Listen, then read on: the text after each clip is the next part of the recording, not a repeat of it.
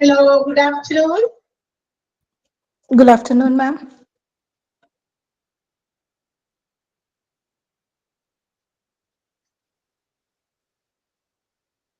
Good afternoon, Miss. Good afternoon. Good afternoon.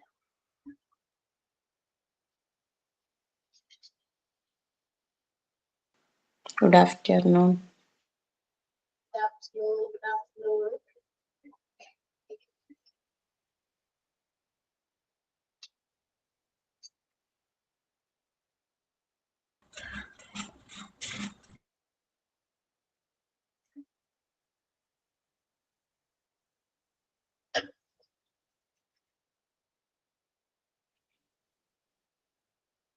So, ready, all of you? Yeah. Yes, ma'am. Yes. Okay.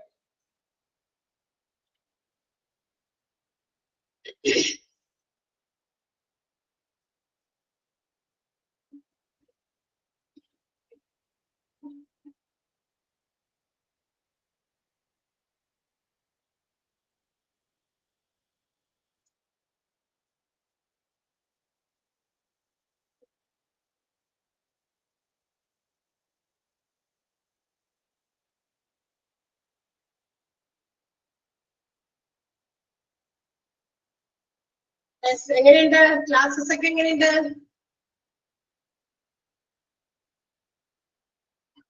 നിങ്ങളുടെ opinion പറയാട്ടോ. Class ഞാൻ 2 ദിവസം ഞാൻ പിന്നെ എടുത്തത്. പിന്നെ ഇടയിലൊരു രമ്യ മിസ് വന്നു അല്ലേ?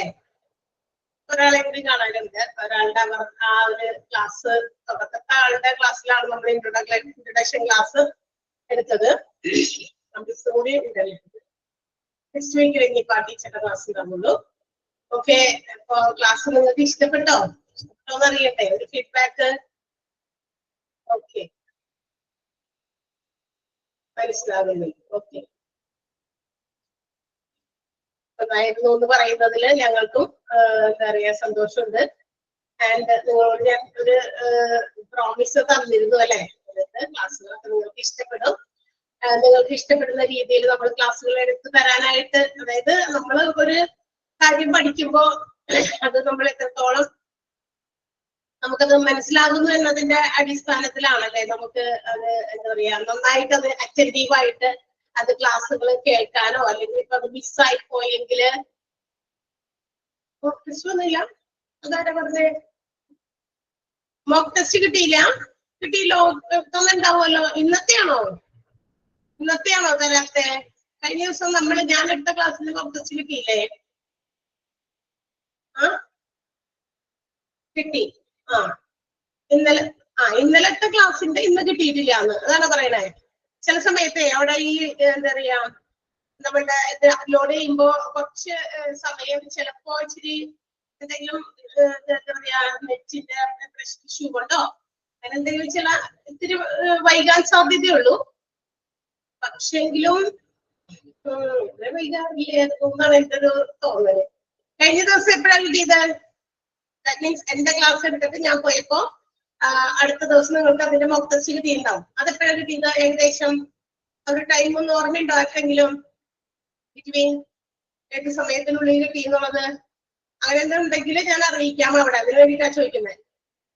ഈ സമയത്താണ്. അതേലോ അപ്പൊ ആരോ അവിടെ ക്ലാസ്സിൽ പറഞ്ഞത് ഇപ്പോഴാ വന്നേന്ന് അങ്ങനെ അത് പറഞ്ഞെന്ന് തോന്നുന്നു അല്ലേ? നമ്മൾ ക്ലാസ് എടുത്തുകൊണ്ടിരിക്കുന്ന സമയത്ത്. യെസ്, ഞാനത് ഓർക്കണത്. അപ്പൊ അത് ഇച്ചിരി ചിലപ്പോ അതെ അപ്ലോഡ് ചെയ്ത് അവിടെ ഇടും. പക്ഷെ അത് ചിലപ്പോ അത് ലോഡായിട്ട് എത്താനായിട്ട് ചിലപ്പോ സമയം എടുക്കും തോന്നുന്നുണ്ട്. എല്ലാം ഒത്തിരി ക്ലാസ്സുകൾ ഉണ്ടല്ലോ. അപ്പൊ എല്ലാം കൂടി ഇങ്ങനെ എനിക്ക് തോന്നുന്നത് അപ്ലോഡ് ചെയ്യുമ്പോഴായിരിക്കാം ആ ഒരു പറയാ നെറ്റ് കണക്ഷൻസ് ഇതൊക്കെ ഒരു കൈവിട്ട കളിയാണല്ലോ അല്ലെ?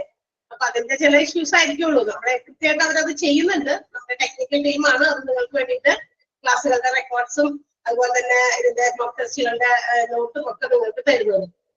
നമ്മൾ ക്ലാസ് എടുക്കുക മാത്രമേ ചെയ്യുന്നുള്ളൂ. അപ്പൊ അവരാണ് അതൊക്കെ ചെയ്യുന്നത്. നമ്മൾ പ്രിപ്പയർ ചെയ്തോടെ കൊടുക്കും. അവരാണ് അത് ടെക്നിക്കൽ കാര്യങ്ങളൊക്കെ ചെയ്യുന്നത്. അവരാണ്. അപ്പൊ അവരൊക്കെ തരും. ഓക്കെ, ഇത് ക്ലാസ് കഴിയുമ്പോഴേക്കും നോക്കിയേക്കണേ. Yes, in the last class we were discussing about the significance or importance of training. എന്തിനാണ് training നടത്തേണ്ടത്? അല്ലേ? Is it necessary to provide training to the employees for newly recruited employees and also for old employees? അതായത് നമ്മളുടെ training പുതിയതായിട്ട് recruit ചെയ്യപ്പെടുന്ന എംപ്ലോയീസിന് training provide ചെയ്യേണ്ടത് ആവശ്യമാണോ? അതല്ലാതെ എക്സിസ്റ്റിംഗ് ആയിട്ടുള്ള എംപ്ലോയീസിന്, ദാറ്റ് മീൻസ് ഓൾഡ് എംപ്ലോയീസ്, നേരത്തെ തന്നെ ജോലി ചെയ്തുകൊണ്ടിരിക്കുന്ന എംപ്ലോയീസിന് എന്താ പറയാ ട്രെയിനിങ് പ്രൊവൈഡ് ചെയ്യേണ്ടത് നെസസറി ആണോ എന്നുള്ളതൊക്കെയാണ് നമ്മൾ ഡിസ്കസ് ചെയ്തുകൊണ്ടിരിക്കുന്നത്. ആൻഡ് നമുക്ക് മനസ്സിലായി ട്രെയിനിങ് ഏത് ലെവലിലുള്ളവർക്കാണെങ്കിലും, ന്യൂലി അപ്പോയിന്റഡ് ആയിട്ടുള്ള എംപ്ലോയീസ് ആയാലും അല്ലെങ്കിൽ എക്സിസ്റ്റിംഗ് ആയിട്ടുള്ള എംപ്ലോയീസ് ആണെങ്കിലും എന്താണ്, they have to be trained. ഇപ്പൊ ന്യൂലി അപ്പോയിന്റഡ് ആയിട്ടുള്ള എംപ്ലോയീസ് ആണെങ്കിൽ അവര് what they have to do, എന്താണ് അവർ ചെയ്യേണ്ട ജോലി, ആ ജോലിയെ സംബന്ധിക്കുന്ന ചില കാര്യങ്ങൾ ട്രെയിനിങ് ഇൻസ്ട്രക്ഷൻസ് ഒക്കെ പ്രൊവൈഡ് ചെയ്യേണ്ടി വരും. എന്നാലാണ് അവർക്ക് ആ ഒരു ഒരു കോൺഫിഡൻസ്, ആ ജോലി ചെയ്യാനുള്ള ഒരു കോൺഫിഡൻസ് കൂടി കിട്ടാൻ വേണ്ടിയിട്ടാണ്. And also to bring out their skill and knowledge. ആ ട്രെയിനിങ്ങിലൂടെ അവർ പഠിച്ചെടുത്ത കാര്യങ്ങളൊക്കെ അവര് കഴിവായിട്ടും മറ്റു കാര്യത്തിലും അവർക്ക് പ്രകടിപ്പിക്കാനുള്ള ഒരു ചെറിയ ഓപ്പർച്യൂണിറ്റി കൂടിയാണ് ട്രെയിനിങ് എന്ന് പറയുന്നത്. അത് ന്യൂലി അപ്പോയിന്റഡ് ആയിട്ടുള്ള എംപ്ലോയീസിന്. അതേസമയം ഓൾഡ് എംപ്ലോയീസിനും അല്ലെങ്കിൽ എക്സിസ്റ്റിംഗ് എംപ്ലോയീസിനും ട്രെയിനിങ് ഈസ് പ്രൊവൈഡഡ്, ട്രെയിനിങ് കൊടുക്കുന്നുണ്ട്. അതെന്തിനു വേണ്ടിയിട്ടാണ്? To develop their skill while they are handling new machines or new technology ഉപയോഗിച്ച് പുതിയ സാങ്കേതിക വിദ്യകളുടെ ആ ഒരു എന്താ പറയാ വരുമ്പോ അഡ്വാൻസ്ഡ് ആയിട്ട് അത്തരം മെഷീൻസ് ഒക്കെ കൊണ്ടുവരുമ്പോ അതിന്റെ അറിവ്, അത് എങ്ങനെ ഉപയോഗിക്കണം, പ്രവർത്തിപ്പിക്കണം, അത് വെച്ച് നമ്മൾ നമ്മുടെ ജോലി എങ്ങനെ ചെയ്യണം എന്നുള്ളതൊക്കെ മനസ്സിലാക്കി കൊടുക്കുന്നതിനും എന്ത് വേണം, ട്രെയിനിങ് ആവശ്യമുണ്ട്. അപ്പൊ അതിന്റെ ആവശ്യകതകളാണ് നമ്മൾ ഡിസ്കസ് ചെയ്തുകൊണ്ടിരുന്നത്. ഫസ്റ്റ് വൺ നമ്മൾ പറഞ്ഞു, ഫസ്റ്റ് പോയിന്റ് ഇൻവെസ്റ്റ്മെന്റ് ആണ്. ഇതൊരു നിക്ഷേപമാണ്. ട്രെയിനിങ് എന്ന് പറയുന്നത് HR വേണ്ടി, ഹ്യൂമൻ റിസോഴ്സുകൾക്ക് കൊടുക്കുന്ന ഒരു നിക്ഷേപമാണ്. ആ നിക്ഷേപം നമ്മൾ എന്തിനാണ് നിക്ഷേപിക്കുന്നത്? You might have deposited amount fund in bank, share market, some companies ഇല്ലേ നമ്മൾ ചെയ്യാറില്ലേ? നമ്മൾ ചിലപ്പോൾ ബാങ്കിൽ ഡെപ്പോസിറ്റ് ചെയ്യും, ചിലര് ഷെയർ മാർക്കറ്റിൽ ഡെപ്പോസിറ്റ് ചെയ്യും, ചിലർ കമ്പനികളിൽ ഇൻവെസ്റ്റ്മെന്റ് നടത്തും. What is the purpose of investment? എന്തിനാണ് നമ്മൾ ഇൻവെസ്റ്റ്മെന്റ് ചെയ്യുന്നത്? To earn a better return in future. ഭാവിയിൽ എന്തെങ്കിലും തരത്തിലുള്ള എക്സ്ട്രാ വരുമാനം കിട്ടുമെന്നുള്ള ലക്ഷ്യത്തിലാണ് നമ്മൾ നിക്ഷേപം നടത്തുക. സോ ഇവിടെ എങ്ങനെയാണ്? ഇൻവെസ്റ്റ്മെന്റ് ആണ്, ഇതും ഒരു നിക്ഷേപമാണ്. ട്രെയിനിങ് എന്ന് പറയുന്നത് ഒരു നിക്ഷേപമാണ്. അത് നമ്മുടെ ഹ്യൂമൻ റിസോഴ്സുകളിൽ നിക്ഷേപിക്കുന്ന ഒരു നിക്ഷേപം. എന്തിനു വേണ്ടിയിട്ട്? അവരെ ഉപയോഗിച്ച് നമുക്കൊരു ബെറ്റർ റിസൾട്ട്സ് ഫ്യൂച്ചറിൽ ഉണ്ടാക്കിയെടുക്കാം എന്നുള്ളതിന് വേണ്ടി നടത്തുന്ന ഒരു ഇൻവെസ്റ്റ്മെന്റ്.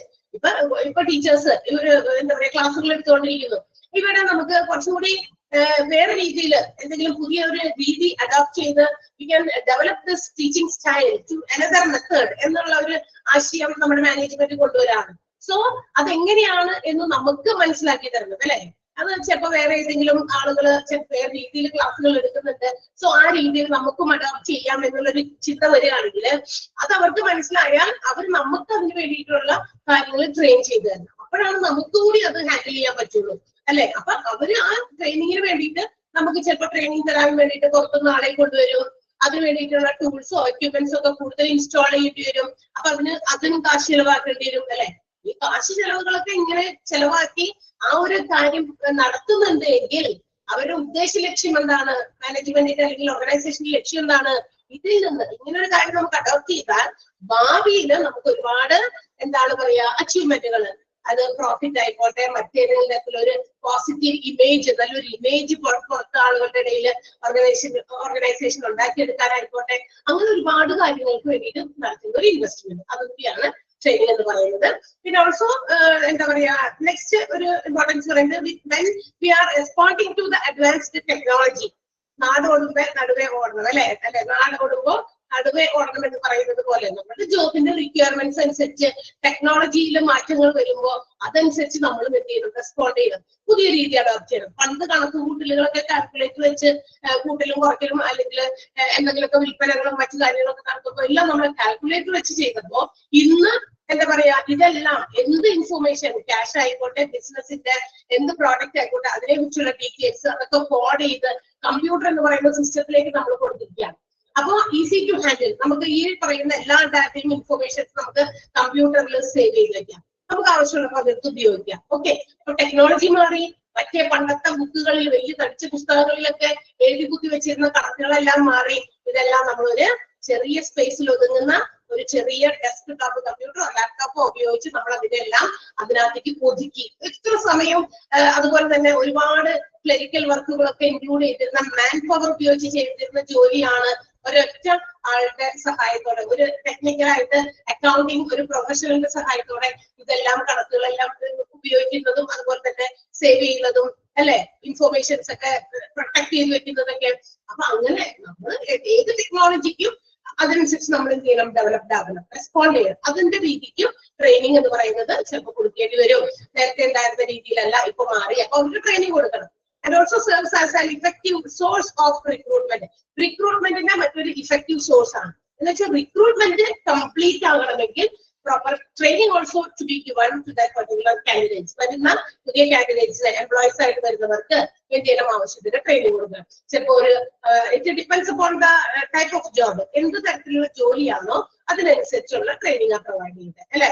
ചിലപ്പോൾ 1 മണിക്കൂർ മാത്രം ട്രെയിൻ ചെയ്ത് നമുക്ക് ജോലിക്ക് കയറ്റാം.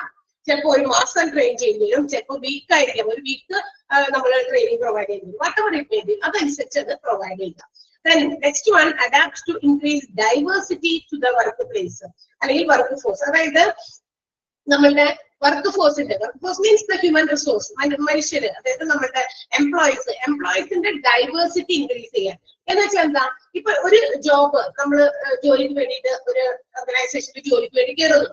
ആൻഡ് കാലാകാലത്തോളം ആ ഒരു കാര്യം മാത്രമല്ല നമ്മൾ ജോലിയിൽ ചെയ്തുകൊണ്ടിരിക്കുക.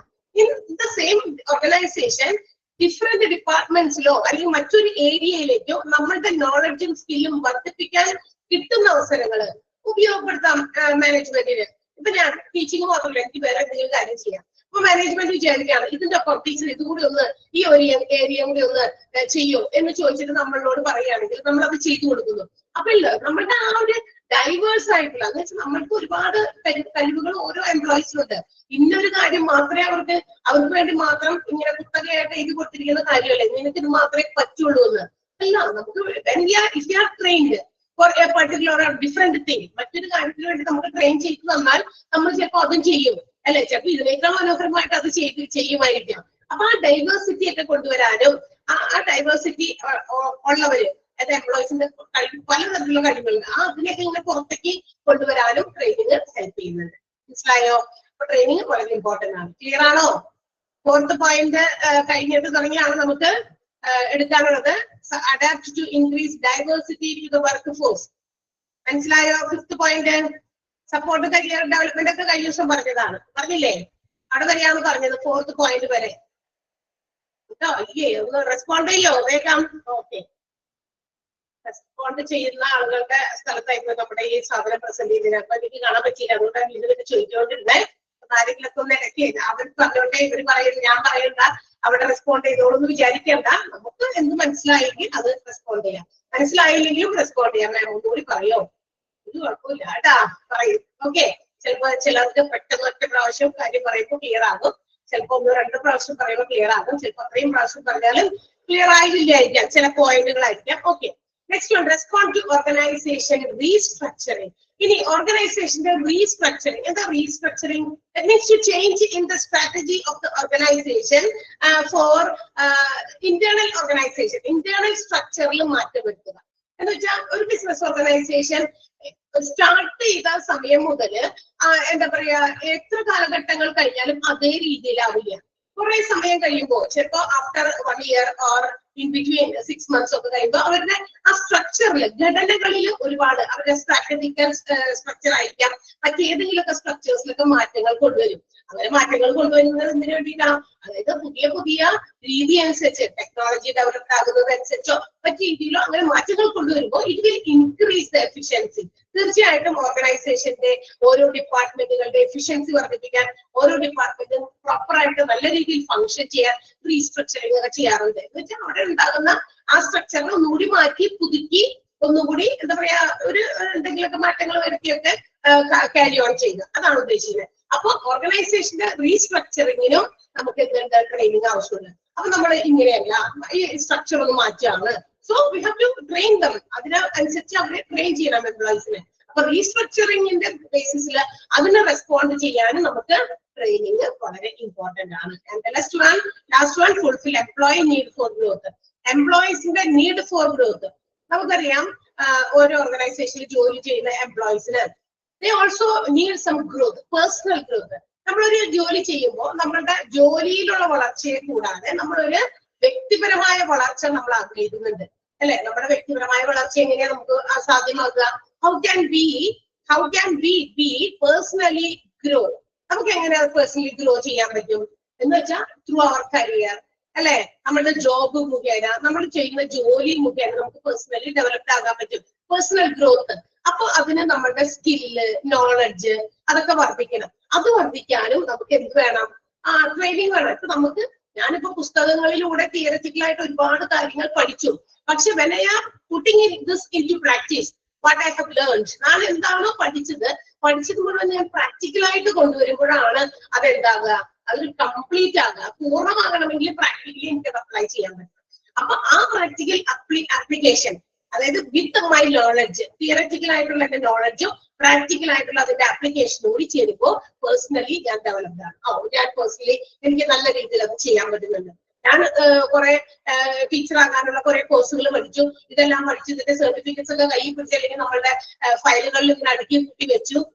പക്ഷെ I am seeing more than ഒരു 10 students, I am getting nervous എന്ന് വിചാരിക്കുക. 10 കുട്ടികളെ കൂടുതൽ കാണുമ്പോൾ അല്ലെങ്കിൽ 10 പേരെ കാണുമ്പോൾ 10 കുട്ടികളുടെ മുമ്പിൽ നിന്ന് എനിക്ക് ക്ലാസ് എടുക്കാൻ പറ്റുന്നില്ല, ഞാൻ ഒരു നെർവസ് ഫീലിംഗിലേക്ക് വരുന്നു. അപ്പൊ എന്താണ് പഠിച്ചതിൽ വല്ല ഗുണമുണ്ടാകുമോ? ഇല്ല. അപ്പൊ അതിന് വേണ്ടിയിട്ട് ഇതൊക്കെ മാറ്റിയെടുക്കാനൊക്കെ നമുക്ക് ആ ഒരു ഫീലിംഗ് ഒക്കെ മാറ്റി ഒരു എന്താ പറയാ വളരെ ഇഫക്റ്റീവായിട്ട് ആ ഒരാളെ നമുക്ക് കൊണ്ടുവരാൻ, ആ പേഴ്സണൽ ഗ്രോത്ത്, അതായത് ആളുടെ എനർജി, സ്മാർട്ട്നെസ്, സ്കില്ല്, നോളജ്, അങ്ങനെ ഒരുപാട് കേപ്പബിലിറ്റീസ് ഉണ്ട്. ഇതെല്ലാം പുറത്തേക്ക് കൊണ്ടുവരാനും ട്രെയിനിങ് ഹെൽപ്പ് ചെയ്യുന്നുണ്ട്. Okay, so these are the significance or importance of training. എന്തൊക്കെയാണെന്ന് മനസ്സിലായോ? 7 പോയിന്റ് ക്ലിയർ ആയോ? മനസ്സിലായില്ലേ?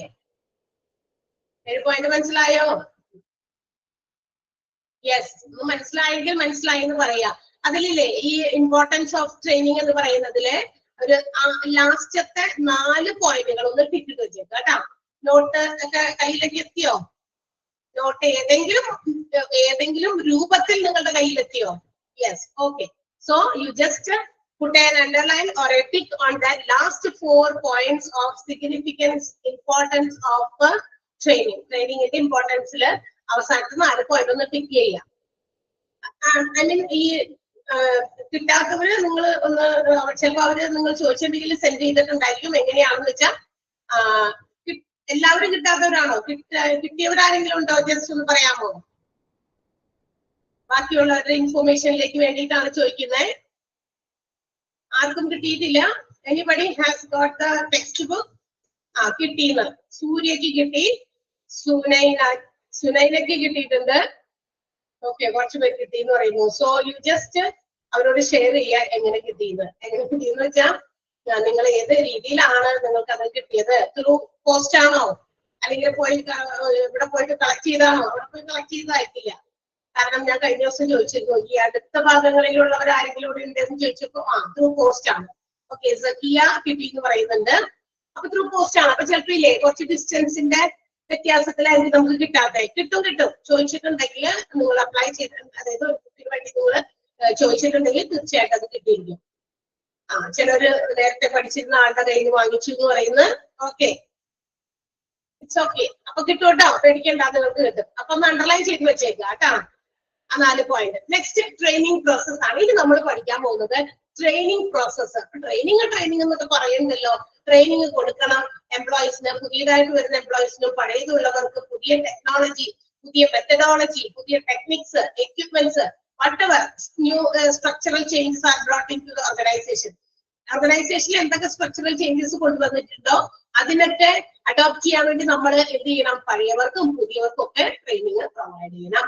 അപ്പൊ അങ്ങനെയാണെങ്കിൽ നമ്മൾ നേരത്തെ പറഞ്ഞു training is not one step process, it's a never ending process അല്ലെ, കണ്ടിന്യൂയിങ് പ്രോസസ് ആണ് ട്രെയിനിങ് എന്ന് പറയുന്നത്. അപ്പൊ ഇനി എങ്ങനെയാണ് ഈ ട്രെയിനിങ് പ്രോസസ് ക്യാരി ഓൺ ചെയ്യുന്നത്? തീർച്ചയായിട്ടും ഒരു efficient training program should be there in every organization. അതായത് നമ്മുടെ ഓർഗനൈസേഷനിൽ ഒരു സീരീസ് ഓഫ് ട്രെയിനിങ് പ്രോസസ്സ്, ഓരോ സ്റ്റെപ്പ് ബൈ സ്റ്റെപ്പ് ആയിട്ട് ട്രെയിനിങ് എങ്ങനെ കൊടുക്കണം എന്നുള്ളത് കൃത്യമായി ഫോളോ ചെയ്ത് ഒരു നല്ല ട്രെയിനിങ്, എഫിഷ്യന്റ് ആയിട്ടുള്ള training program should be adopt ചെയ്യേണ്ടത് വളരെ നല്ലതാണ്. ഒരു ഈ പറയുന്ന ട്രെയിനിങ് ആണ്. ഇറ്റ്സ് നമ്മൾ നേരത്തെ പറഞ്ഞു സിസ്റ്റമാറ്റിക് ആക്ടിവിറ്റി ആണ് to improve the performance, skill, attitude, behaviour of the employee and also to perform unique job. അവർക്ക് കൊടുത്തിരിക്കുന്ന ജോലി നല്ല രീതിയിൽ പെർഫോം ചെയ്യാൻ വേണ്ടിയിട്ട് എന്താ പറയാ പെർഫോം ചെയ്യാൻ വേണ്ടിയും അവരുടെ സ്കില്ലും ബിഹേവിയറും ആറ്റിറ്റ്യൂഡും ഒക്കെ ഇംപ്രൂവ് ചെയ്യാൻ വേണ്ടിയിട്ടൊക്കെയാണ് നമ്മൾ ട്രെയിനിങ് പ്രൊവൈഡ് ചെയ്യുന്നത് അല്ലെ. അപ്പൊ അത് ചെയ്യുമ്പോൾ അങ്ങനെയാണെങ്കിൽ എങ്ങനെയൊക്കെയാണ് നമ്മൾ ട്രെയിനിങ് പ്രോസസ്സ് ശരിയായ രീതിയിൽ കൊടുക്കുന്നത്, അതാണ് നമ്മൾ അടുത്തത് പഠിക്കാൻ പോലെ. അടുത്തത് പഠിക്കുന്നതിന് മുമ്പ് തന്നെ ആ ഒരു സെന്റൻസ് ഒന്ന് അണ്ടർലൈൻ ചെയ്യണം. This one, the training is A systematic activity. നമ്മൾ നേരത്തെ അണ്ടർലൈൻ ചെയ്തിട്ടുണ്ട്, പക്ഷെ ഈ രീതിയിലും ഒന്ന് അണ്ടർലൈൻ ചെയ്യാം. Systematic activity performed to enhance the skill, attitude and the behavior of an employee to perform a unique job. Underline ചെയ്തോ? അപ്പൊ നല്ല രീതിയിൽ ഒരു ജോബ്, ഒരു യൂണിക് ജോബ് എന്ന് വെച്ചാൽ ഒരു വ്യത്യസ്തങ്ങളായിട്ടുള്ള ഓരോ ജോബും ചെയ്യുമ്പോൾ വ്യത്യസ്തങ്ങളായിട്ട്, ഇപ്പൊ ഇന്ന് ചെയ്യുന്ന ജോലി നാളെയും അത് ചെയ്യുമ്പോൾ ട്രെയിനിങ് കൊടുക്കേണ്ട ആവശ്യമൊന്നുമില്ല ഇല്ലേ? ട്രെയിനിങ് കൊടുക്കണോ? ഇന്നിപ്പോ അല്ലെങ്കിൽ കഴിഞ്ഞൊരു മാസം നമ്മൾക്ക് ഒരു ട്രെയിനിങ് കിട്ടി, നമ്മളൊരു ജോലിയിലേക്ക് കയറി, ഒരു 6 മാസം കഴിയുമ്പോൾ നമ്മൾ അതേ രീതിയിൽ there is no change in anything. ഒന്നിലും മാറ്റൂല. നമ്മൾ ചെയ്യുന്ന മെത്തേഡിൽ മാറ്റൂല, നമ്മൾ കൈകാര്യം ചെയ്യുന്ന എക്വിപ്മെന്റ് ടൂൾസ് ഒന്നിലും മാറ്റൂല. എന്നിട്ട് വന്നിട്ട് നമുക്ക് ട്രെയിനിങ് തരണോ വേണ്ടി വരുമോ? ഇല്ല. അവർ പെർഫെക്റ്റ് ആയിട്ട് എഫിഷ്യന്റ് ആയിട്ട് ചെയ്യുകയാണെങ്കിൽ പിന്നെ അവിടെ ട്രെയിനിങ്ങിന്റെ ആവശ്യമില്ല. പക്ഷേ when something is seen such that the performance level of that particular employee is low, എന്നാൽ ചില സമയത്ത് നമ്മൾ ചില എംപ്ലോയീസിന്റെ വാച്ച് ചെയ്യുമ്പോൾ, മോണിറ്റർ ചെയ്യുമ്പോൾ സൂപ്പർവൈസേഴ്സ് ഒക്കെ ഉണ്ടാവുമല്ലോ. സൂപ്പർവൈസ് ചെയ്യുന്ന സമയത്ത് ചില എംപ്ലോയീസിന്റെ പെർഫോമൻസ് ലെവല് അന്ന് പണ്ട് ഉണ്ടായ പോലെ ഇല്ല, അല്ലെങ്കിൽ വന്നപ്പോ ഒരു 5-6 മാസം കഴിഞ്ഞപ്പോൾ ഉണ്ടായ പോലെയുള്ള പെർഫോമൻസ് ലെവൽ അല്ല, കുറെ ഡൗൺ ആയിരിക്കുന്നു, താന്നു പോയിരിക്കുന്നു. അതിന്റെ റീസൺസ് എന്താണ്? അപ്പൊ ചിലപ്പോൾ ട്രെയിനിങ്ങിന്റെ പോരായ്മയാണോ? അങ്ങനെയൊക്കെ ഉണ്ടെങ്കിൽ നമുക്ക് ഇടയ്ക്ക് വെച്ചിട്ട് ട്രെയിനിങ് കൊടുക്കേണ്ടി വരും. കാരണം നമ്മളൊന്ന് ആരെങ്കിലും എന്തെങ്കിലും തള്ളിക്കളയുന്നതിന് മുമ്പ് ഒരു ചെറിയ ബൂസ്റ്റപ്പ് കൂടി കൊടുക്കുന്നത് നല്ലതായിരിക്കും അല്ലെ. ഒരു ട്രെയിനിങ് കൂടി കൊടുത്ത് if we can bring them up, അവരെ ഡെവലപ്പ് ആക്കി കൊണ്ടുവരാൻ പറ്റുകയാണെങ്കിൽ അവരെ നമുക്ക് മാക്സിമം യൂസ് ചെയ്യാം. അല്ലെങ്കിൽ എന്ത് ചെയ്യേണ്ടി വരും? നമ്മൾ എത്ര ശ്രമിച്ചിട്ടും വെറുതെ നമ്മൾ കുറെ പൈസ ചെലവാക്കി ട്രെയിനിങ് കൊടുക്കുന്നു, but there is no any benefit in that. അതിൽ യാതൊരു നേട്ടവും ഇല്ല എന്ന് കണ്ടു കഴിഞ്ഞാൽ ഇത് വീണ്ടും നഷ്ടം വഹിക്കേണ്ട കാര്യമുണ്ടോ? എക്സ്പെൻസ് വഹിക്കേണ്ട കാര്യമുണ്ടോ ഓർഗനൈസേഷന്? ഇല്ല. ട്രെയിനിങ് എന്ന് പറയുന്നത് ഒരു സിസ്റ്റമാറ്റിക് ആയിട്ടുള്ള രീതിയിലാണ് to increase the ability, skill and performance of the employee to perform a particular or a unique job. ഒരു യൂണിക് ആയിട്ടുള്ള ജോബ് ചെയ്യാനും അതിന്റെ സ്കില്ലും നോളജും അതുപോലെ തന്നെ ബിഹേവിയറും ആറ്റിറ്റ്യൂഡും ഒക്കെ വർദ്ധിപ്പിക്കാനൊക്കെ ഉള്ള ഒരു സിസ്റ്റമാറ്റിക് ആക്ടിവിറ്റിയാണ് ട്രെയിനിങ് എന്ന് പറയുന്നത്. And training process includes, training പ്രോസസ്സിൽ പ്രധാനമായിട്ടും ഇൻക്ലൂഡ് ചെയ്യുന്ന ചില കാര്യങ്ങളുണ്ട്. എന്തൊക്കെയാണ് ട്രെയിനിങ് പ്രോസസ്സിൽ ഇൻക്ലൂഡ് ചെയ്യുന്നത്? First one, need assessment. അതെന്താണെന്ന് എക്സ്പ്ലനേഷൻ താഴെയുണ്ട്. സോ ജസ്റ്റ് ഒരു ഫ്ലോ ചാർട്ട് പോലെ അവിടെ തന്നിട്ടുണ്ട്, അതൊന്ന് നമുക്ക് ആദ്യം തന്നെ ശ്രദ്ധിക്കാം. നീഡ് അസസ്മെന്റ് എന്താണെന്ന് വിവരിക്കേണ്ടത്, പിന്നെ ഞാൻ ഇപ്പൊ പറയേണ്ട ആവശ്യമില്ലല്ലോ, അവിടെ വിവരിക്കേണ്ടത്. Setting objectives, designing, implementation and evaluation. These are the training process. അപ്പൊ ഈ ട്രെയിനിങ് പ്രോസസ്സിന്റെ ആ പ്രോസസ് ഇല്ലേ, ട്രെയിനിങ് എങ്ങനെ കണ്ടക്ട് ചെയ്യുന്നതെന്നുള്ളതിന്റെ ആ പ്രോസസ്സാണ് ഫ്ലോ ചാർട്ട് പോലെ താഴേക്ക് പോയിരിക്കുന്നത്. ആദ്യം തന്നെ നീഡ് അസസ്മെന്റ് ആണ്. നീഡ് അസസ്മെന്റിന് ശേഷം നമ്മൾ സെറ്റിംഗ് ഒബ്ജക്റ്റീവ്സ്, ലക്ഷ്യം സെറ്റ് ചെയ്യണം. അതിനുശേഷം അതിനുവേണ്ടി ട്രെയിനിങ് ഡിസൈൻ ചെയ്യണം. അതിനു വേണ്ടിയിട്ട് ആ ട്രെയിനിങ് നടപ്പിലാക്കണം, ഇംപ്ലിമെന്റ് ചെയ്യണം. ഇംപ്ലിമെന്റ് ചെയ്ത് ട്രെയിനിങ് ഒക്കെ കഴിഞ്ഞു, എല്ലാം കഴിഞ്ഞു, നടപ്പിലാക്കലൊക്കെ കഴിഞ്ഞു കഴിഞ്ഞാൽ ലാസ്റ്റ് സ്റ്റെപ്പ് ഒട്ടും വിടാൻ പാടില്ല, ഇവാലുവേഷൻ. ട്രെയിനിങ് കൊടുത്തിട്ട് വല്ല ഉപകാരം ഉണ്ടോന്ന് അറിയണ്ടേ? കുറെ ട്രെയിനിങ് കൊടുത്ത് കുറെ കാശ് ചിലവാക്കി കുറെ ആളുകൾക്ക് എംപ്ലോയീസിന് ട്രെയിനിങ് കൊടുത്ത് അതിന് എന്തെങ്കിലും തരത്തിലുള്ള ഇഫക്ട് നമ്മുടെ ഓർഗനൈസേഷനിൽ ഉണ്ടോ, പോസിറ്റീവ് ആയിട്ടുള്ള എന്തെങ്കിലും സിഗ്നൽ ഉണ്ടോ എന്നറിയണമെങ്കിൽ ഇവാലുവേഷനും വേണം. അപ്പൊ these are the training process. Training പ്രോസസ്സിനകത്ത് വരുന്ന ഇമ്പോർട്ടന്റ് ആയിട്ടുള്ള സ്റ്റെപ്സ് ആണ്. മറക്കണ്ട, ആ ഫ്ലോ ചാർട്ട് ഒന്ന് ടിക്ക് ചെയ്ത് വെച്ചേക്കാം, അല്ലെങ്കിൽ എൻവിന്ന് വെച്ചേക്കാം. എന്താണ്? Need assessment, setting objectives, designing, implementation and evaluation of training. Okay, മനസ്സിലായോ? ആ ഫ്ലോ ചാർട്ട് ടിക്ക് ഇട്ട് വെച്ചോ? ഓരോന്നും എക്സ്പ്ലെയിൻ ചെയ്തിട്ടുണ്ട് ഡീറ്റെയിൽ ആയിട്ട്. So let's go through. നമുക്ക് നോക്കാം എന്താണ്. First one, need assessment.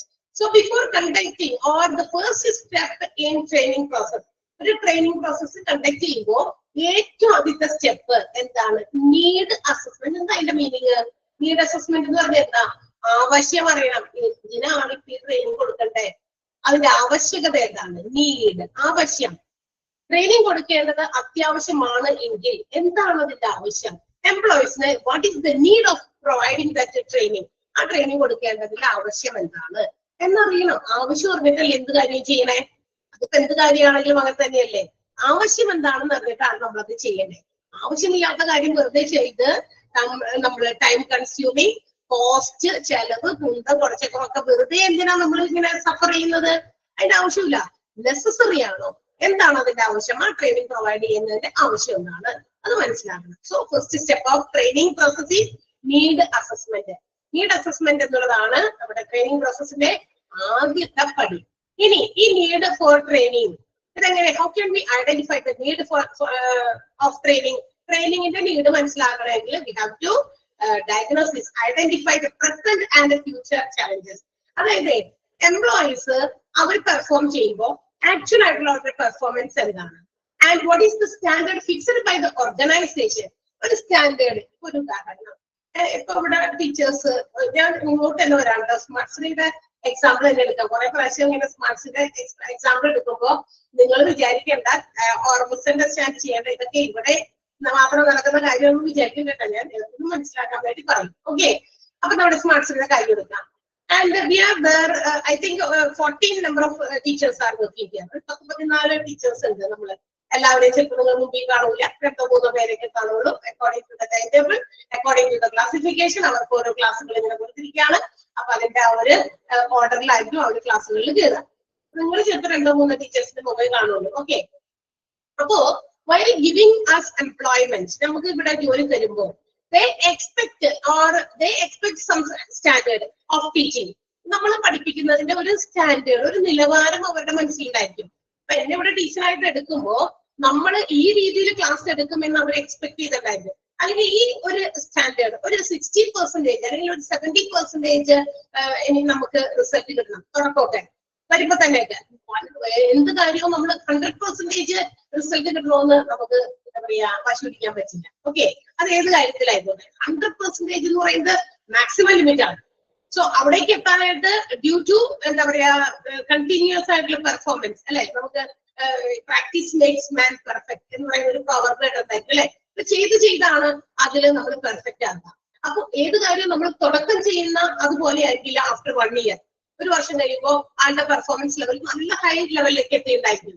So അതെങ്ങനെയാണ്? ആ കാര്യം തന്നെ ചെയ്ത് അതിൽ സ്പെഷ്യലൈസ്ഡ് ആകുന്നു, അല്ലെങ്കിൽ ആ പെർഫോമൻസ് ഇംപ്രൂവ് ചെയ്ത് വരുന്നു.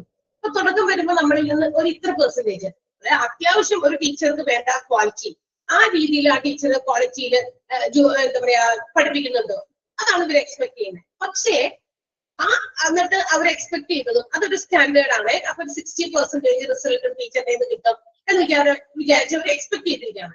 ആൻഡ് ആഫ്റ്റർ ദാറ്റ് നമ്മളെ അപ്പോയിന്റ് ചെയ്യുന്നു, നമ്മളോട് ഇങ്ങനെ രീതിയിലൊക്കെയാണ് ക്ലാസ്സുകൾ എടുക്കേണ്ടത് പറയുന്നു. അതൊക്കെ പറഞ്ഞു തന്ന ഇൻസ്ട്രക്ഷൻ ഒക്കെ തന്നിട്ട് നമ്മളോട് ചെയ്യാൻ പറയുന്നു. Then they can we identify or watch or monitor or evaluate the actual performance. And നമുക്ക് ക്ലാസ് എടുക്കുമ്പോൾ അവർ ആക്ച്വൽ പെർഫോമൻസ് ഒന്ന് ഇവാലുവേറ്റ് ചെയ്യുന്നു. നമ്മൾ എക്സ്പെക്ട് ചെയ്ത ലെവലിലാണോ അവിടേക്ക് ടീച്ചർ എത്തിയോ, അല്ല നമ്മൾ എക്സ്പെക്ട് ചെയ്ത അതിലേക്ക് എത്തിയിട്ടില്ല, ടീച്ചറുടെ പെർഫോമൻസ് അത്ര പോകില്ല. സംടൈംസ് നമ്മൾ ഇവാലുവേറ്റ് ചെയ്ത് അല്ലെങ്കിൽ സ്റ്റാൻഡേർഡ് ഫിക്സ് ചെയ്തതിനേക്കാൾ ലെവലിൽ കുറച്ചുകൂടി ഒരു പടി മുന്നിലേക്ക് ടീച്ചറുടെ പെർഫോമൻസ് വന്നു. ഇങ്ങനെയൊക്കെയുള്ള റിസൾട്ട് ആയിരിക്കും അവർക്ക് കിട്ടുക. ഇതിലേതെങ്കിലും ഒരെണ്ണം ഇതിലെങ്കിലും ഒരു ഉദ്ദേശമാണ്, അല്ലാതെ നമ്മൾ ഉദ്ദേശം ഓക്കെ ടീച്ചർ അത് തന്നിട്ടുണ്ട്, ഓക്കെ ഇറ്റ്സ് ഓക്കെ എന്നാണ്. അതേസമയം ടീച്ചറുടെ പെർഫോമൻസ് നമ്മൾ എക്സ്പെക്ട് ചെയ്ത സ്റ്റാൻഡേർഡ് അല്ല, കുറച്ച് ടു ബിലോ, അതായത് കുറച്ചധികം ബിലോ ആണ്. 30% ടീച്ചർ ഇത് കിട്ടിയിട്ടുള്ളൂ. അങ്ങനെ വരുമ്പോൾ എന്ത് ചെയ്യണം? ട്രെയിനിങ് കൊടുക്കണം. എന്ന് വെച്ചാൽ ആവശ്യത്തിന് കുറച്ച് ട്രെയിനിങ് ഒക്കെ കൊടുക്കുന്നു, പുസ്റ്റപ്പ് ഒക്കെ ചെയ്ത് എടുക്കാൻ പറ്റുമോ എന്ന് നമുക്ക് നോക്കണം അല്ലെ. അധികം ദിവസം ഒന്നല്ല, കുറച്ച് ദിവസം, വളരെ ചുരുങ്ങിയ സമയങ്ങളിൽ. സോ ആ സ്റ്റാൻഡേർഡ് പെർഫോമൻസിനെ ആക്ച്വൽ പെർഫോമൻസുമായിട്ട് കമ്പയർ ചെയ്ത് നമ്മുടെ ഫ്യൂച്ചർ നീഡ്സ് കൂടി, ഇപ്പോഴത്തെ ആവശ്യം മാത്രമല്ല ഇനിയും ഭാവിയിൽ നമുക്ക് ഇനി വേറെ കോഴ്സുകൾ വരുമോ അല്ലെങ്കിൽ വേറെയും ടീച്ചേഴ്സിന്റെ ആവശ്യകത വരുമോ, ഇതൊക്കെയും കൂടി മനസ്സിലാക്കിയിട്ടാണ് എന്ത് ചെയ്യുന്നത്, ആവശ്യം വേണ്ട ട്രെയിനിങ് പ്രൊവൈഡ് ചെയ്യുന്നത്. ട്രെയിനിങ് പ്രോസസ്സ് നീഡ് മനസ്സിലാക്കി അസസ് ചെയ്തിട്ടാണ് നമ്മൾ ട്രെയിനിങ് പ്രോസസ്സ് സ്റ്റാർട്ട് ചെയ്യേണ്ടത് തന്നെ അല്ലെ. അപ്പൊ നമ്മൾ തീരുമാനിക്കും, ഞാൻ നേരത്തെ പറഞ്ഞ എക്സാമ്പിളില് എന്റെ പെർഫോമൻസ് വളരെ കുറഞ്ഞു പോയി, അപ്പൊ ഇവിടെ ആവശ്യമുണ്ട് ട്രെയിനിങ് കൊടുക്കണം, എന്നാലും ഇതിന്റെ ടീച്ചറിന്റെ പെർഫോമൻസ് നമ്മൾ ഉദ്ദേശിച്ച ആ സ്റ്റാൻഡേർഡിലേക്ക് എന്തെങ്കിലും എത്തിക്കാൻ പറ്റുള്ളൂ.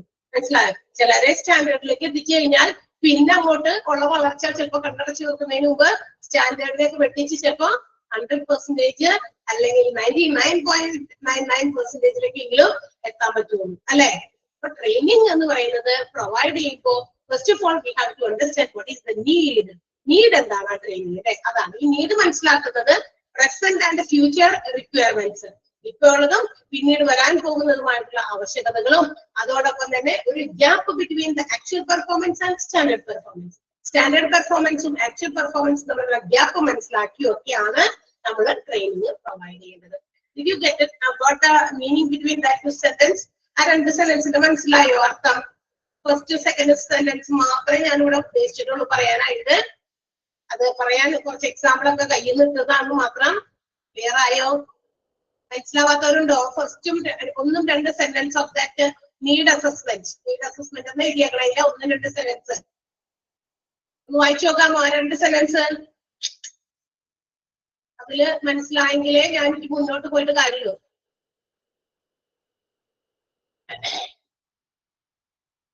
നിങ്ങൾ ഓക്കെ പറഞ്ഞാൽ ഞാൻ മുമ്പോട്ട് ചാടും. ഓക്കെ ഓക്കെ ആണല്ലോ. ഞാൻ എല്ലാവർക്കും വേണ്ടി ഒരാളുടെ ഓക്കെ സ്വീകരിക്കും, എല്ലാവർക്കും വേണ്ടി ഒരാൾ ഓക്കെ അല്ല എന്ന് പറഞ്ഞാലും സ്വീകരിക്കും. ഓക്കെ, പക്ഷെ അപ്പൊ എന്ത് ചെയ്യണം? ആരെങ്കിലും ഒരാൾ ഓക്കെ അല്ലെങ്കിൽ ഞാൻ ഇവിടെ ഇരുന്ന് വിഷമിക്കും. ഓക്കെ ആണല്ലോ. Okay, yes. Then ഈ അങ്ങനെ വരുമ്പോൾ need assessment should be based on two perspectives. രണ്ട് ഇതിന്റെ അടിസ്ഥാനത്തിലാണ് നമ്മൾ ഈ പറയുന്ന നീഡ് അസസ് ചെയ്യേണ്ടത്, ആവശ്യം മനസ്സിലാക്കേണ്ടത്. രണ്ട് പെർസ്പെക്റ്റീവ്സ്, രണ്ട് രീതിയിലുള്ള വീക്ഷണത്തിലാണ്. എങ്ങനെയൊക്കെയാണെന്നറിയോ? ഒന്ന് ഇൻഡിവിജ്വലും ഒന്ന് ഗ്രൂപ്പും. ഇൻഡിവിജ്വൽ എന്ന് പറയുന്നത് എന്താ? ഇൻഡിവിജ്വലിനെ ട്രെയിൻ ചെയ്യണം, ഒരാളെ മാത്രം ട്രെയിൻ ചെയ്യാനുള്ളൂ. ആ ടീച്ചറിനാണ് ഇത്തിരി പോരായ്മയുള്ളത്. ആ ടീച്ചർക്ക് മാത്രം എന്ത് ചെയ്യുക? ട്രെയിനിങ് കൊടുക്കാം, ആളെ ഇൻഡിവിജ്വലി ഡെവലപ്ഡ് ആക്കി കൊണ്ടുവരാം, ഇൻഡിവിജ്വൽ ആയിട്ടുള്ള എഫിഷ്യൻസി വർദ്ധിപ്പിക്കുക അല്ലെ. ആ ഒരാൾ മാത്രമേ ഉള്ളൂ, ബാക്കി എല്ലാവരും ഓക്കെയാണ്. അല്ലെങ്കിൽ നമ്മൾ ഉദ്ദേശിച്ചതിനേക്കാൾ സ്റ്റാൻഡേർഡിനേക്കാൾ ഒരുപാട് ബിയോണ്ട് ആണ്, മീൻസ് കുറച്ച് ദൂരെയാണ്. കുറെ അധികം എക്സ്ട്രാ നമുക്ക് കിട്ടിയിട്ടുണ്ട് ബാക്കിയുള്ളവരുടെ. ആ ഒരാളുടെ ആണെങ്കിൽ ആൾക്ക് വേണ്ടി മാത്രം ഒരു ട്രെയിനിങ് പ്രൊവൈഡ് ചെയ്യാം. അപ്പൊ ഇൻഡിവിജ്വൽ എഫിഷ്യൻസി ഇൻക്രീസ് ചെയ്യാൻ ഇൻഡിവിജ്വൽ ട്രെയിനിങ് ആണ് പ്രൊവൈഡ് ചെയ്യേണ്ടത്. ബട്ട് വെറാസ് ഇൻ ഗ്രൂപ്പ് ട്രെയിനിങ് കൊടുക്കേണ്ടത് അപ്പൊ എന്തായിരിക്കാം? ഗ്രൂപ്പായിട്ടുള്ള എന്താ പറയാ എംപ്ലോയീസിന്, എന്ന് വെച്ചാൽ ഒരു ഓർഗനൈസേഷനിൽ ഒരുപാട് എംപ്ലോയീസിന് ഒരുമിച്ച് അതൊക്കെ കൊടുക്കേണ്ടി വരുന്നത് എപ്പോഴാണെന്നറിയോ? അതായത് എല്ലാവർക്കും ഒരുമിച്ച് ഒരു ഗ്രൂപ്പായിട്ട് നമുക്ക് ട്രെയിനിങ് കൊടുക്കേണ്ടത് എപ്പോഴായിരിക്കും? If there are new changes in ഓർഗനൈസേഷനിൽ പുതിയ എന്തെങ്കിലും ചേഞ്ചസ് ഒക്കെ കൊണ്ടുവരുമ്പോ അപ്പൊ പിന്നെ എല്ലാവർക്കും കൊടുക്കേണ്ടി വരും അല്ലെ. ഇവിടെ ഞാൻ നേരത്തെ എക്സാമ്പിൾ പറഞ്ഞപ്പോ ഇവിടെ ഏതെങ്കിലും പുതിയ രീതിയിൽ എന്താ പറയാ, ഒരു നേരത്തെ പറഞ്ഞ എക്സാമ്പിളിലെ പുതിയ രീതിയിലുള്ള വേ ഓഫ് ടീച്ചിങ്, ഇങ്ങനെ നമ്മൾ ഇത് മാറ്റുകയാണ്, ഈ രീതി അങ്ങോട്ട് ആക്കുകയാണ് എന്ന് പറഞ്ഞിട്ട് നമ്മുടെ മാനേജ്മെന്റ് അറിയിക്കുകയാണ്. അപ്പൊ ആ രീതി നമ്മൾ എല്ലാ ടീച്ചേഴ്സിനെയും മനസ്സിലാക്കി തരും. സോ ഗ്രൂപ്പ് ആയിട്ടുള്ള ട്രെയിനിങ് പ്രൊവൈഡ് ചെയ്യേണ്ടത്. അതിൽ തൊട്ട് മുന്നേ പറഞ്ഞ എക്സാമ്പിളില് ഇപ്പൊ ഒരാളുടെ ഇപ്പൊ നിങ്ങൾ ജസ്റ്റ് ഇമാജിൻ എന്റെ പെർഫോമൻസ് അവർ ഉദ്ദേശിച്ച സ്റ്റാൻഡേർഡിൽ എത്തിയിട്ടില്ല. അപ്പൊ എനിക്ക് മാത്രം ട്രെയിനിങ് തന്നാൽ മതി, ബാക്കിയുള്ളവർ ഓക്കെയാണ്. മനസ്സിലായോ? അതാണ് ഇൻഡിവിജ്വൽ ട്രെയിനിങ്ങും ഗ്രൂപ്പ് ട്രെയിനിങ്ങും. അപ്പൊ ഈ രണ്ട് പെർസ്പെക്ടീവ്സിന്റെ ബേസിസിലാണ് നമ്മൾ നീഡ് അസസ് ചെയ്യുന്നത്. അതായത് to provide training to a particular individual or to provide training to group. മനസ്സിലായോ? ഇൻഡിവിജ്വൽസിനെ ട്രെയിൻ ചെയ്യണമോ അതോ ഗ്രൂപ്പിനെ ട്രെയിൻ ചെയ്യണമോ എന്നുള്ളത് ഒക്കെ ആവശ്യം മനസ്സിലാക്കിയാണ് ട്രെയിനിങ് ചെയ്യേണ്ടത്. ആവശ്യം മനസ്സിലാക്കുക എന്നുള്ളതാണ് ട്രെയിനിങ് പ്രോസസ്സിന്റെ ഫസ്റ്റ് സ്റ്റെപ്പ്.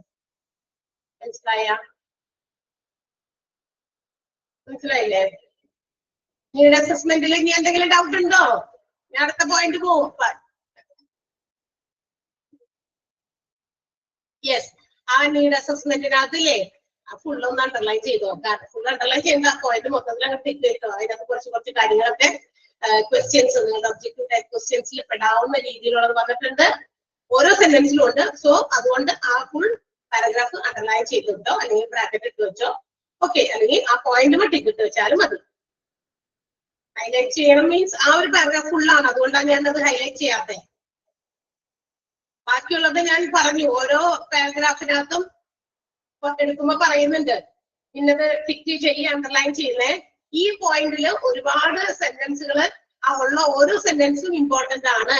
ഓരോ സെന്റൻസിലും ഒബ്ജക്റ്റീവ് ടൈപ്പ് ക്വസ്റ്റ്യൻസ് ചോദിക്കാൻ പാകത്തിലുള്ള സെന്റൻസുകൾ ഉണ്ട്. അതുകൊണ്ടാണ് ഞാൻ പറഞ്ഞത് അത് ഫുള്ള് അണ്ടർലൈൻ ചെയ്യുകയോ അല്ലെങ്കിൽ നിങ്ങൾ ആ ഒറ്റ പോയിന്റിൽ ടിക്ക് ചെയ്യുകയോ ചെയ്തോ. മനസ്സിലായ? പറഞ്ഞത് മനസ്സിലായ? ഒരൊറ്റ സെന്റൻസോ 2 സെന്റൻസോ മാത്രമല്ല ആ പാരഗ്രാഫ് ഫുള്ളും നിങ്ങൾ അണ്ടർലൈൻ ചെയ്യണം. ക്ലിയർ ആയോ? വേഗം പറയും. അടുത്തത് എടുക്കട്ടെ. അടുത്ത പോയിന്റ്. Yes, next point. അപ്പൊ ഒന്നാമത്തെ സ്റ്റെപ്പ് നീഡ് അസസ്മെന്റ്. അപ്പൊ നമ്മൾ ആവശ്യം മനസ്സിലാക്കി. ട്രെയിനിങ് കൊടുക്കണോ വേണ്ടിയോ, ഇൻഡിവിജ്വൽസിന് കൊടുക്കണോ അല്ലെങ്കിൽ എന്താ പറയാ ഗ്രൂപ്പിന് കൊടുക്കണോ, അല്ലെങ്കിൽ ഇപ്പോഴത്തെ പ്രസന്റ് നീഡ്സും ഫ്യൂച്ചർ നീഡ്സും ഒക്കെ കൂടി നോക്കിയിട്ട് കൊടുക്കണം. അങ്ങനെ ഒരുപാട് കാര്യങ്ങളൊക്കെ മനസ്സിലാക്കിയിട്ടാണ് നമ്മൾ ട്രെയിനിങ് പ്രൊവൈഡ് ചെയ്യുന്നത്. Second one, deriving instructional objectives. അടുത്തത് എന്താണെന്ന് അറിയാമോ? ആഫ്റ്റർ അസസിംഗ് ദ നീഡ്സ് എന്താണെന്ന് മനസ്സിലാക്കി കഴിഞ്ഞു കഴിഞ്ഞാൽ next we have to find the organization objectives for which training is to be conducted. അത് എന്തിനാണ് നമ്മൾ ഈ ട്രെയിനിങ് നടത്തേണ്ടേ, എന്തിനു വേണ്ടി, ആവശ്യം മനസ്സിലാക്കി അതിനുശേഷം നമ്മൾ എന്താണ് ഇതിന്റെ ലക്ഷ്യം, ഈ ഒരു ട്രെയിനിങ് കൊണ്ടുള്ള ലക്ഷ്യം എന്താണ്, ആ ലക്ഷ്യം മനസ്സിലാക്കാനായിട്ട് should be based on the gap seen in the training program conducted earlier. നേരത്തെ നമ്മൾ കുറെ ട്രെയിനിങ് പ്രോഗ്രാം ഒക്കെ കണ്ടക്ട് ചെയ്തിട്ടുണ്ട്. എന്നിട്ട് അതനുസരിച്ച് എന്തോരം എംപ്ലോയീസിന്റെ സ്കിൽസിൽ മാറ്റം വന്നിട്ടുണ്ട്. മനസ്സിലായ? അപ്പൊ ലക്ഷ്യം ഈ ട്രെയിനിങ് ഒക്കെ കൊടുക്കുന്നുണ്ട്. ആ ട്രെയിനിങ് കൊടുക്കുന്നത് കൊണ്ട് നമ്മുടെ ഓർഗനൈസേഷൻ എന്തെങ്കിലും നേട്ടമുണ്ടോ, ആ ലക്ഷ്യം നോക്കിയിട്ട് പോരെ ട്രെയിനിങ് കൊടുക്കല്. നേരത്തെയും ഇതുപോലെയുള്ള കാര്യങ്ങൾ ചെയ്തു. ഓർഗനൈസേഷൻ ഒരുപാട് ട്രെയിനിങ്ങിന് വേണ്ടി കുറെ ഇൻവെസ്റ്റ്മെന്റ് നടത്തി, നല്ല നല്ല ട്രെയിനേഴ്സിനെ കൊണ്ടുവന്നു, അതിന് വേണ്ടിയിട്ടുള്ള ടൂൾസ് കൊണ്ടുവന്നു, ആ ചെലവുകളൊക്കെ വഹിച്ചു. പക്ഷെ എത്രത്തോളം എംപ്ലോയീസിന്റെ സ്കിൽസ് ഡെവലപ്പ് ആക്കാൻ പറ്റി, ലക്ഷ്യം മനസ്സിലാക്കുക. സെക്കൻഡ് സ്റ്റെപ്പ് എന്ന് പറയുന്നത് ട്രെയിനിങ്ങിലെ ഡിറൈവിംഗ് ഒബ്ജക്റ്റീവ്സ് അല്ലെങ്കിൽ ഇൻസ്ട്രക്ഷണൽ ഒബ്ജക്റ്റീവ്സ് രണ്ടാമത്തെ സ്റ്റെപ്പാണ്. ഒബ്ജക്റ്റീവ്സ് എന്ന് പറയുന്നത് should be based on the gaps seen in the training programs conducted earlier and skill set developed by the employees. എത്രത്തോളം എംപ്ലോയീസ് അതനുസരിച്ച് ഡെവലപ്ഡ് ആയി, നേരത്തെ കൊടുത്ത ട്രെയിനിങ്ങിൽ നിന്ന് എന്തൊക്കെ ഡെവലപ്മെന്റ് എംപ്ലോയീസിന് വന്നിട്ടുണ്ട്, ആ ഗ്യാപ്പ് നോക്കി. ഒരുപാട് മാറ്റങ്ങൾ വന്നിട്ടുണ്ടെങ്കിൽ ഇനിയും കൊടുക്കുന്നത് കൊണ്ട് നല്ലതാണ്. കാരണം എന്താ, ആ ട്രെയിനിങ് അന്ന് കൊടുത്തപ്പോ നമുക്ക് എംപ്ലോയീസിന്റെ എഫിഷ്യൻസിയിൽ ഇത്ര % വർധനവുണ്ടായി. അവർ കൂടുതൽ പ്രൊഡക്റ്റീവായി, കൂടുതൽ അവരെ കൊണ്ട് മാക്സിമം അവരുടെ ടൈം നമുക്ക് യൂട്ടിലൈസ് ചെയ്യാൻ പറ്റുന്നുണ്ട്. മാറ്റുന്നുണ്ടെങ്കിൽ തീർച്ചയായും ഇനിയും നമുക്ക് ഇടയ്ക്ക് ഒരു ട്രെയിനിങ് പ്രോഗ്രാം കണ്ടക്ട് ചെയ്യാവുന്നതാണ്. സോ അപ്പൊ വീണ്ടും കുറച്ചുകൂടി ഡെവലപ്ഡ് ആണ്. അതൊക്കെ തന്നെ മനസ്സിലായോ? സെക്കൻഡ് പോയിന്റ് രണ്ടാമത്തെ പോയിന്റ് മനസ്സിലായോ?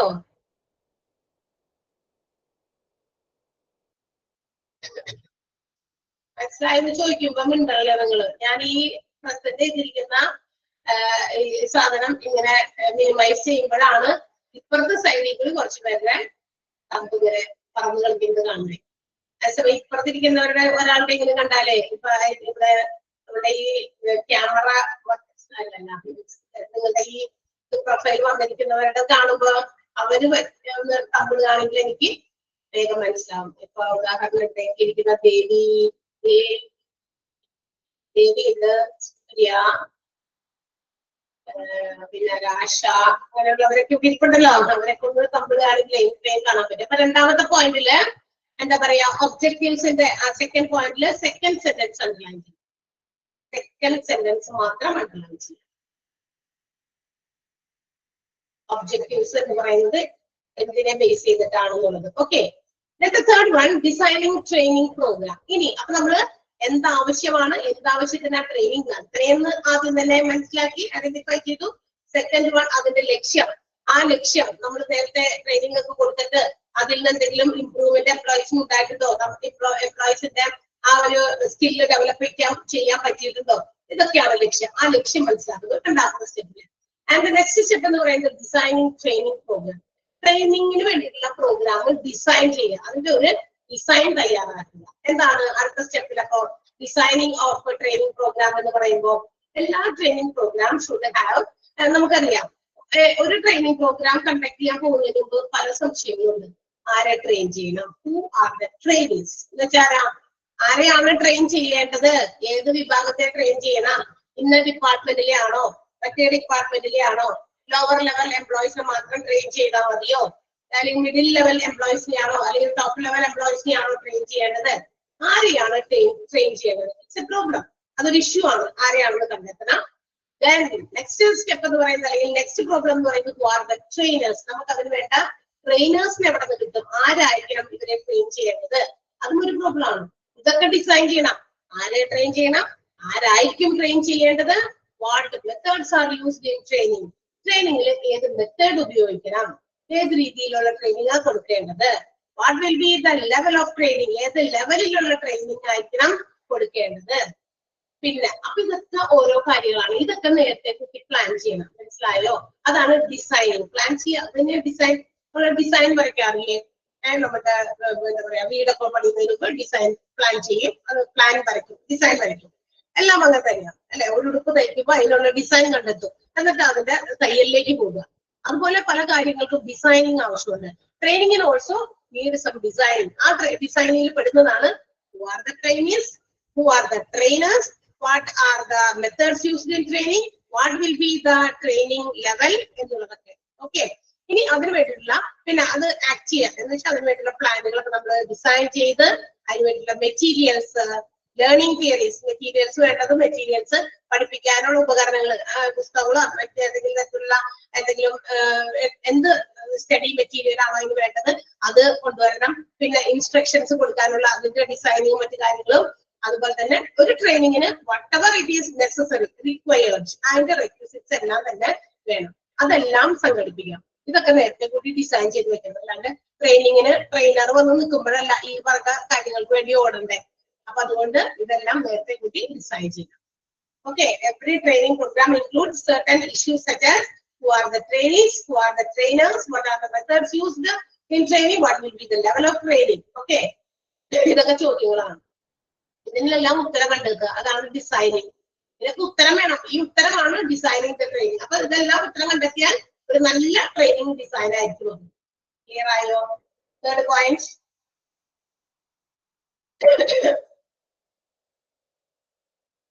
വായിച്ചു നോക്കാമോ?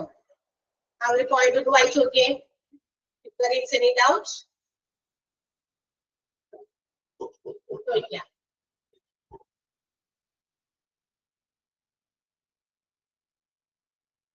അണ്ടർലൈൻ ചെയ്യേണ്ട sentence every training program include certain issues such as എന്ന് പറഞ്ഞിട്ട് ആ ലെവൽ ഓഫ് ട്രെയിനിങ് എന്ന് ക്വസ്റ്റ്യൻ മാർക്ക് ഇട്ടിരിക്കുന്നത് വരെ ഒന്ന് അണ്ടർലൈൻ ചെയ്യാം. ലെവൽ ഓഫ് ട്രെയിനിങ് എന്ന് പറഞ്ഞിട്ട് ഒരു ക്വസ്റ്റ്യൻ മാർക്ക് ഉണ്ട്, അവിടെ വരെ അണ്ടർലൈൻ ചെയ്യാം. എവറി ട്രെയിനിങ് പ്രോഗ്രാം ഹൈലൈറ്റ് ചെയ്യണോ, സെലക്ട് ചെയ്യണോ? ഇല്ല, ഇവിടെ വരെ അണ്ടർലൈൻ ചെയ്യാം. Designing program. Next one, fourth പോയിന്റിലേക്ക് പോകട്ടെ.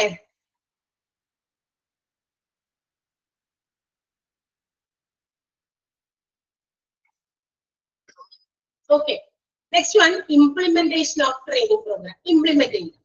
അപ്പൊ നേരത്തെ നമ്മള് തൊട്ട് മോഡലിൽ നമ്മള് ട്രെയിനിങ്ങിന്റെ കാര്യങ്ങളൊക്കെ ഡിസൈൻ ചെയ്ത് വെച്ചു. ആരായിരിക്കണം ട്രെയിനികൾ, ആരാണ് ട്രെയിൻ ചെയ്യുന്നത്, എന്തൊക്കെ മെത്തേഡ്സ് ആണ് ട്രെയിനിങ്ങിന് ഉപയോഗിക്കുന്നത്, ഇതെല്ലാം നമ്മൾ ഡിസൈൻ ചെയ്ത് വെച്ചു. ഇതെല്ലാം ഡിസൈൻ ചെയ്താൽ വെച്ച കാര്യമുണ്ടോ? ഇല്ല. ഇതെല്ലാം ഇംപ്ലിമെന്റ് ചെയ്യണം, നടപ്പിലാക്കണം. അപ്പൊ ട്രെയിനിങ് പ്രോഗ്രാം നടപ്പിലാക്കുമ്പോ എന്താ പറയാ എന്ന് വെച്ചാൽ it is to be put into action എന്ന് വെച്ചാൽ ആക്ട് ചെയ്യണം, ആക്ഷനിലേക്ക് കൊണ്ടുവരണം. അപ്പൊ അത് ആക്ഷനിലേക്ക് കൊണ്ടുവരുമ്പോ first of all where the training will be conduct, അത് ആദ്യം തീരുമാനിക്കണം. എവിടെ നമ്മൾ ഈ ട്രെയിനിങ് പ്രോഗ്രാം കണ്ടക്ട് ചെയ്യണം, either inside the organisation or outside the organisation. Training നമ്മുടെ ഓർഗനൈസേഷനുള്ളിൽ തന്നെ വെച്ചിട്ട് അതിനുള്ള സൗകര്യം ഒരുക്കി അവിടെ കൊടുക്കണോ, അതല്ല ഈ ഓർഗനൈസേഷനെ പുറത്ത് എവിടെയെങ്കിലും ഏതെങ്കിലും ഒരു പർട്ടിക്കുലർ പ്ലേസിലാണോ പ്രൊവൈഡ് ചെയ്യേണ്ടത്. മനസ്സിലായി? അതാണ് ഇംപ്ലിമെന്റ് ചെയ്യുന്നത്. അപ്പൊ നടത്തുന്ന സ്ഥലം അറിയണം, എവിടെ നടത്തണം എന്നുള്ളത് അറിയണം. ഇൻ ഹൗസ് ആണോ അല്ലെങ്കിൽ ഔട്ട്സൈഡ് ഓർഗനൈസേഷൻ ആണോ. അതിനുശേഷം അതൊക്കെ തീരുമാനിച്ചു കഴിഞ്ഞാൽ ഡേറ്റ് ആൻഡ് ടൈം എന്നാണ്, എവിടെ ഏത് സമയത്താണ് നമ്മൾ ട്രെയിനിങ് കൊടുക്കേണ്ടത്, ആരായിരിക്കണം അതിന്റെ ട്രെയിനർ എന്നുള്ളത് അത് നേരത്തെ നമ്മൾ തീരുമാനിച്ചു വെച്ചിട്ടുണ്ട്. ആള് ആ സമയത്ത് അവൈലബിൾ ആണോ അല്ലെ. ടൈമൊക്കെ നിശ്ചയിച്ച് ചെയ്യുമ്പോൾ ട്രെയിനർ വരാനുള്ള സമയത്ത് നോക്കിയിട്ടാണ് നമ്മളത് ട്രെയിനിങ് സെഷൻ എന്ത് ചെയ്യുന്നത്, അവര് കൊടുക്കുന്നത്. ഇന്ന സമയത്താണ് കൊടുക്കുന്നത്. അപ്പൊ ട്രെയിനറുടെ അവൈലബിലിറ്റി കൂടി ഒക്കെ നോക്കി ടൈം ഒക്കെ അതിന് വേണ്ടി ഫിക്സ് ചെയ്യണം. ഓക്കെ, അപ്പൊ അത് ഒരു ഇമ്പോർട്ടന്റ് ഡിസിഷൻ ആണ്. അതായത് എപ്പോഴാണ് നമുക്ക് ട്രെയിനിങ് നടത്താൻ പറ്റുക, അത് ഇൻ ഹൗസിൽ നടത്തണോ ഔട്ട്സൈഡിൽ നടത്തണോ, ഏത് ഡേറ്റിൽ നടത്തണം, ആ ഡേറ്റിലെ ട്രെയിനർക്ക് അവൈലബിലിറ്റി കൂടി ഒക്കെ നോക്കിയിട്ടൊക്കെയാണ് നമ്മൾ എന്ത് ചെയ്യാം, ഒരു ട്രെയിനിങ്ങിന്റെ പ്രോഗ്രാം ഇംപ്ലിമെന്റ് ചെയ്യുന്നത്. Also and in this session, അതായത് നമ്മൾ ആ ട്രെയിനിങ് പ്രോഗ്രാം കണ്ടക്ട് ചെയ്യുന്ന സമയത്ത് ഏറ്റവും ഇമ്പോർട്ടന്റ് ആയിട്ടുള്ള മറ്റൊരു കാര്യമാണ് they should be, the employee should be continuously or thoroughly trained. തീർച്ചയായിട്ടും ട്രെയിനീസിനെ ട്രെയിൻ ചെയ്തുകൊണ്ടിരിക്കുമ്പോൾ അവർക്ക് ട്രെയിനിങ് കൊടുക്കുന്നതിന്റെ ഇടയിൽ തന്നെ അവരെ കണ്ടിന്യൂസ് ആയിട്ട് അവരെ മോണിറ്റർ ചെയ്യണം. അവർ ചെയ്യുന്ന ഇതൊക്കെ ശരിയാണോ, ട്രെയിനിങ്ങിന്റെ ആ ഒരു സെഷനിൽ അവര് കൃത്യമായിട്ട് അവരുടെ കാര്യങ്ങളൊക്കെ ചെയ്യുന്നുണ്ടോ. ഇനി അത് മാത്രമല്ല, എന്നാലാണ് അവർ ഇഫക്റ്റീവ് ആയിട്ട് അത് ചെയ്യണ്ടോ എന്നൊക്കെ അറിയാൻ പറ്റുള്ളൂ. എംപ്ലോയീസിന്റെ ഇൻട്രസ്റ്റ് മനസ്സിലാക്കാം, ആ ട്രെയിനിങ്ങിനോട് അവർ കാണിക്കുന്ന ആ ഒരു ഇഷ്ടം എത്രത്തോളം ഉണ്ട്, താല്പര്യത്തോടുകൂടി ട്രെയിനിങ് പ്രോഗ്രാമിൽ പങ്കെടുക്കുന്നുണ്ടോ, അതൊക്കെ മോണിറ്റർ ചെയ്യണം. അതാണ് ത്രൂ ഔട്ട് ആ സമയം മുഴുവനും ട്രെയിനിങ്ങിന്റെ ഫുൾ ടൈം അത് മോണിറ്റർ ചെയ്ത് ഇവാലുവേറ്റ് ചെയ്ത് ഒബ്സർവ് ചെയ്ത് ട്രെയിനീസിനെ കൂടുതൽ ഇഫക്റ്റീവ് ആയിട്ട് നോക്കാനായിട്ട് implementing the training program implement ചെയ്യുമ്പോൾ ശ്രദ്ധിക്കണം. ക്ലിയർ ആയോ? 4th point. ട്രെയിനിങ് കൊടുക്കുന്ന സമയത്ത് അവിടെ എവിടെ നിന്ന് എന്തെങ്കിലും ചെയ്തോട്ടെ എന്ന് വിചാരിച്ചാൽ വശത്തോട്ട് ശ്രദ്ധിക്കാതിരിക്കരുത്. ട്രെയിനിങ് പീരീഡിലും അവരത് ഇഫക്റ്റീവ് ആയിട്ട് ട്രെയിനിങ്ങിൽ തന്നെയാണ് ഏർപ്പെടുന്നത്. അതൊന്ന് ഒബ്സർവ് ചെയ്തുകൊണ്ടിരിക്കുക. അപ്പൊ അവർക്ക് എന്തെങ്കിലും പോരായിട്ടുണ്ടെങ്കിൽ പറയാനോ ഒക്കെ പറ്റുമല്ലോ. അതാണ്. ക്ലിയർ ആയോ? മനസ്സിലായോ? അതിൽ ഒരു സെന്റൻസ് അണ്ടർലൈൻ ചെയ്യാനുണ്ട്. സെക്കൻഡ് സെന്റൻസ് ആണ്, the foremost decision that needs to be made is where the training will be conducted, either in house or outside the organization. Underline ചെയ്യാം. അത് കഴിഞ്ഞിട്ട് ഒരു സെന്റൻസ് കഴിഞ്ഞിട്ട് ഓൾസോ എന്താ, ഓൾസോ കഴിഞ്ഞിട്ടുള്ള ഭാഗം, the trainees are observed continuously throughout the training program to see if it is effective and is able to retain the employees' interest. ആ sentence underline ചെയ്യാം.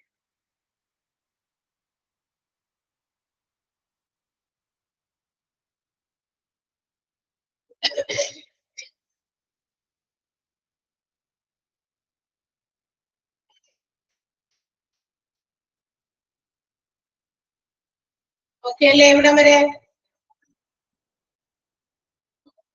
ഓക്കെയാണോ? യെസ്. അപ്പൊ ലാസ്റ്റ് ട്രെയിനിങ്ങിന്റെ ലാസ്റ്റ് സ്റ്റെപ്പാണ്. നമ്മൾ step by step ആയിട്ട് ഒരു flow chart ആയിട്ടാണ് നമ്മൾ നേരത്തെ ട്രെയിനിങ് പ്രോസസ്സിനെ പറഞ്ഞത്. Need assessment, next one setting objective set ചെയ്യാം, നെക്സ്റ്റ് വൺ ഡിസൈനിങ് ആണ്, അതിനുശേഷം ഇംപ്ലിമെന്റേഷൻ ഓഫ് ട്രെയിനിങ് പ്രോസസ് ആണ്, ആൻഡ് ലാസ്റ്റ് വൺ ഇവാലുവേഷൻ ആണ്.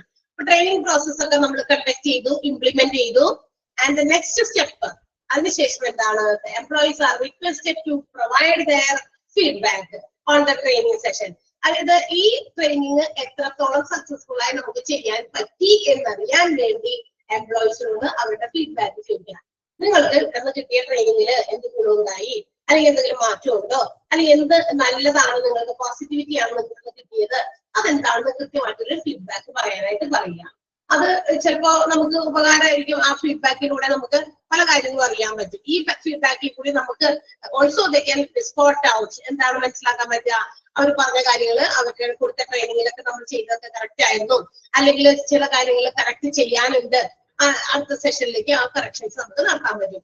അപ്പൊ ഇന്ന കാര്യങ്ങളൊക്കെ ഞങ്ങൾക്ക് കിട്ടി, ഓക്കെ കുഴപ്പമില്ല എന്നുള്ള കാര്യങ്ങളൊക്കെ. പക്ഷെ അവർ പറയുന്നതിൽ, അവർ തരുന്ന ഫീഡ്ബാക്കിൽ നിന്നും ഇപ്പൊ അവർക്ക് ഏതെങ്കിലും തരത്തില് തെറ്റുകൾ സംഭവിച്ചിട്ടുണ്ടെങ്കിൽ, ആ പറഞ്ഞ കാര്യങ്ങളൊക്കെ എന്തെങ്കിലും തെറ്റായിട്ട് വന്നിട്ടുണ്ടെങ്കിൽ നമുക്ക് നെക്സ്റ്റ് ട്രെയിനിങ് സെഷനിൽ അത് ഇമ്പ്രൂവ് ചെയ്യിക്കാനോ കറക്റ്റ് ചെയ്യിക്കാനോ ഒക്കെ പറ്റും. അത് ഫീഡ്ബാക്ക് ചെയ്യുമ്പോൾ നമുക്ക് സാധിക്കുള്ളൂ എന്നുള്ളതാണ്.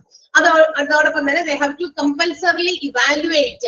ഈ പറയുന്ന നമ്മള് ട്രെയിനിങ് കൊടുത്തതിന് ശേഷം ഇടയ്ക്കിടയ്ക്ക് എന്ത് ചെയ്യണം, ഈ ട്രെയിനിങ്ങിലൂടെ ഇവർ എന്താ പറയാ എന്തെങ്കിലും പ്രോഗ്രസ് ഉണ്ടോ എന്ന് എംപ്ലോയീസിനെ വാച്ച് ചെയ്തുകൊണ്ടിരിക്കണം. പിന്നീട് അവർ ജോലി ചെയ്യുമ്പോഴൊക്കെ. ബിക്കോസ് കാരണം എന്താ, വാച്ച് ചെയ്തില്ലെങ്കിൽ എന്താ പറ്റിയെന്നറിയോ, ഇവാലുവേഷൻ ഒന്നും നടത്തുന്നില്ല എങ്കില് ട്രെയിനിങ് കിട്ടി, പക്ഷെ ആ ട്രെയിനിങ് മാക്സിമം അവർ അവരുടെ ജോലിയിൽ അത് അപ്ലൈ ചെയ്ത് കാണിച്ചില്ല എങ്കിൽ, ആ ട്രെയിനിങ്ങിൽ നിന്ന് കിട്ടിയ അറിവ് കഴിവെല്ലാം maximum if they are not using, എന്ത് പറ്റും, it will be a huge loss to the organisation because they invest more on training process. ട്രെയിനിങ്ങിന് വേണ്ടി ഒരുപാട് കാശ് ഓർഗനൈസേഷൻ ഒരു ഹ്യൂജ് എമൗണ്ട് ഒക്കെ ഇൻവെസ്റ്റ് ചെയ്യുന്നുണ്ട് കമ്പനികൾ, അല്ലെ? മിക്ക ഓർഗനൈസേഷനും ട്രെയിനിങ് കൊടുക്കാൻ വേണ്ടി ഒരുപാട് ഹ്യൂജ് എമൗണ്ട് ഒക്കെ ഇൻവെസ്റ്റ് ചെയ്യുന്നുണ്ട്. ആ നിക്ഷേപമൊക്കെ വെറുതെ പോകും, അല്ലെങ്കിൽ അതൊക്കെ വെറും നഷ്ടത്തിലേക്ക് ആയിരിക്കും പോകുക. അപ്പൊ അതുകൊണ്ട് after providing training, evaluation of employees should be compulsory done by the companies or organizations. തീർച്ചയായിട്ടും എല്ലാ ബിസിനസ് ഓർഗനൈസേഷനും ട്രെയിനിങ്ങിന് ശേഷം അവരുടെ എംപ്ലോയീസിനെ ഇവാലുവേറ്റ് ചെയ്തിരിക്കണം. എത്രത്തോളം നന്നാകുന്നുണ്ട് എംപ്ലോയീസിന്റെ പെർഫോമൻസ് നേരത്തെ ഉള്ളതിൽ നിന്ന് അത് നോക്കണം. അത് നോക്കി സാറ്റിസ്ഫൈഡ് ആകണം. ഓ, നല്ല ഇമ്പ്രൂവ്മെന്റ് ഉണ്ട്, ട്രെയിനിങ് കൊടുത്തത് മോശമായില്ല, അല്ലെങ്കിൽ നഷ്ടമല്ല, നല്ല റിസൾട്ട് എംപ്ലോയീസിന്റെ ഭാഗത്ത് കിട്ടുന്നുണ്ട് എന്ന് ഉറപ്പുവരുത്തണം. അതല്ലായെങ്കിലും വെറുതെ ഇത് ഒരു ചടങ്ങ് പോലെ നടത്തിയിട്ട് കാര്യമില്ല. അതാണ് പറയുന്നത്. ക്ലിയർ ആയോ? 5th point and the last point training പ്രോസസ്സിന്റെ അവസാനത്തെ പോയിന്റ് ആണ് evaluation of the training programme. Clear ആയോ? ഒന്ന് വായിച്ചു നോക്കിയേ.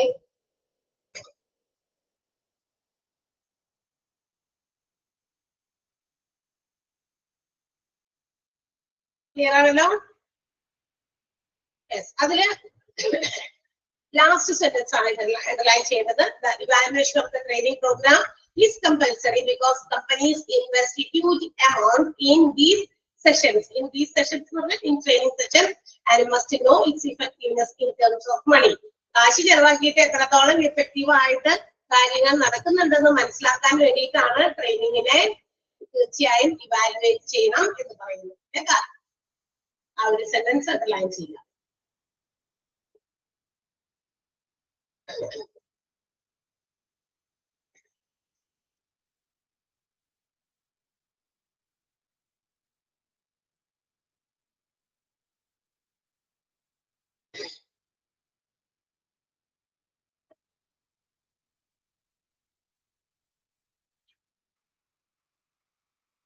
Okay, next.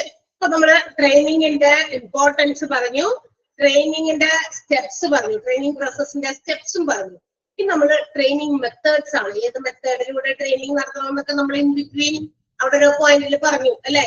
ഏത് ടൈപ്പ് ഓഫ് ട്രെയിനിങ് മെത്തേഡാ സ്വീകരിക്കേണ്ടത്, അക്സെപ്റ്റ് ചെയ്യേണ്ടത്, ഇഫക്റ്റീവ് ആയിട്ട് എംപ്ലോയീസിനെ നല്ല രീതിയിൽ ട്രെയിനിങ് ചെയ്യാൻ എന്ത് മെത്തേഡ് ഉപയോഗിക്കണം.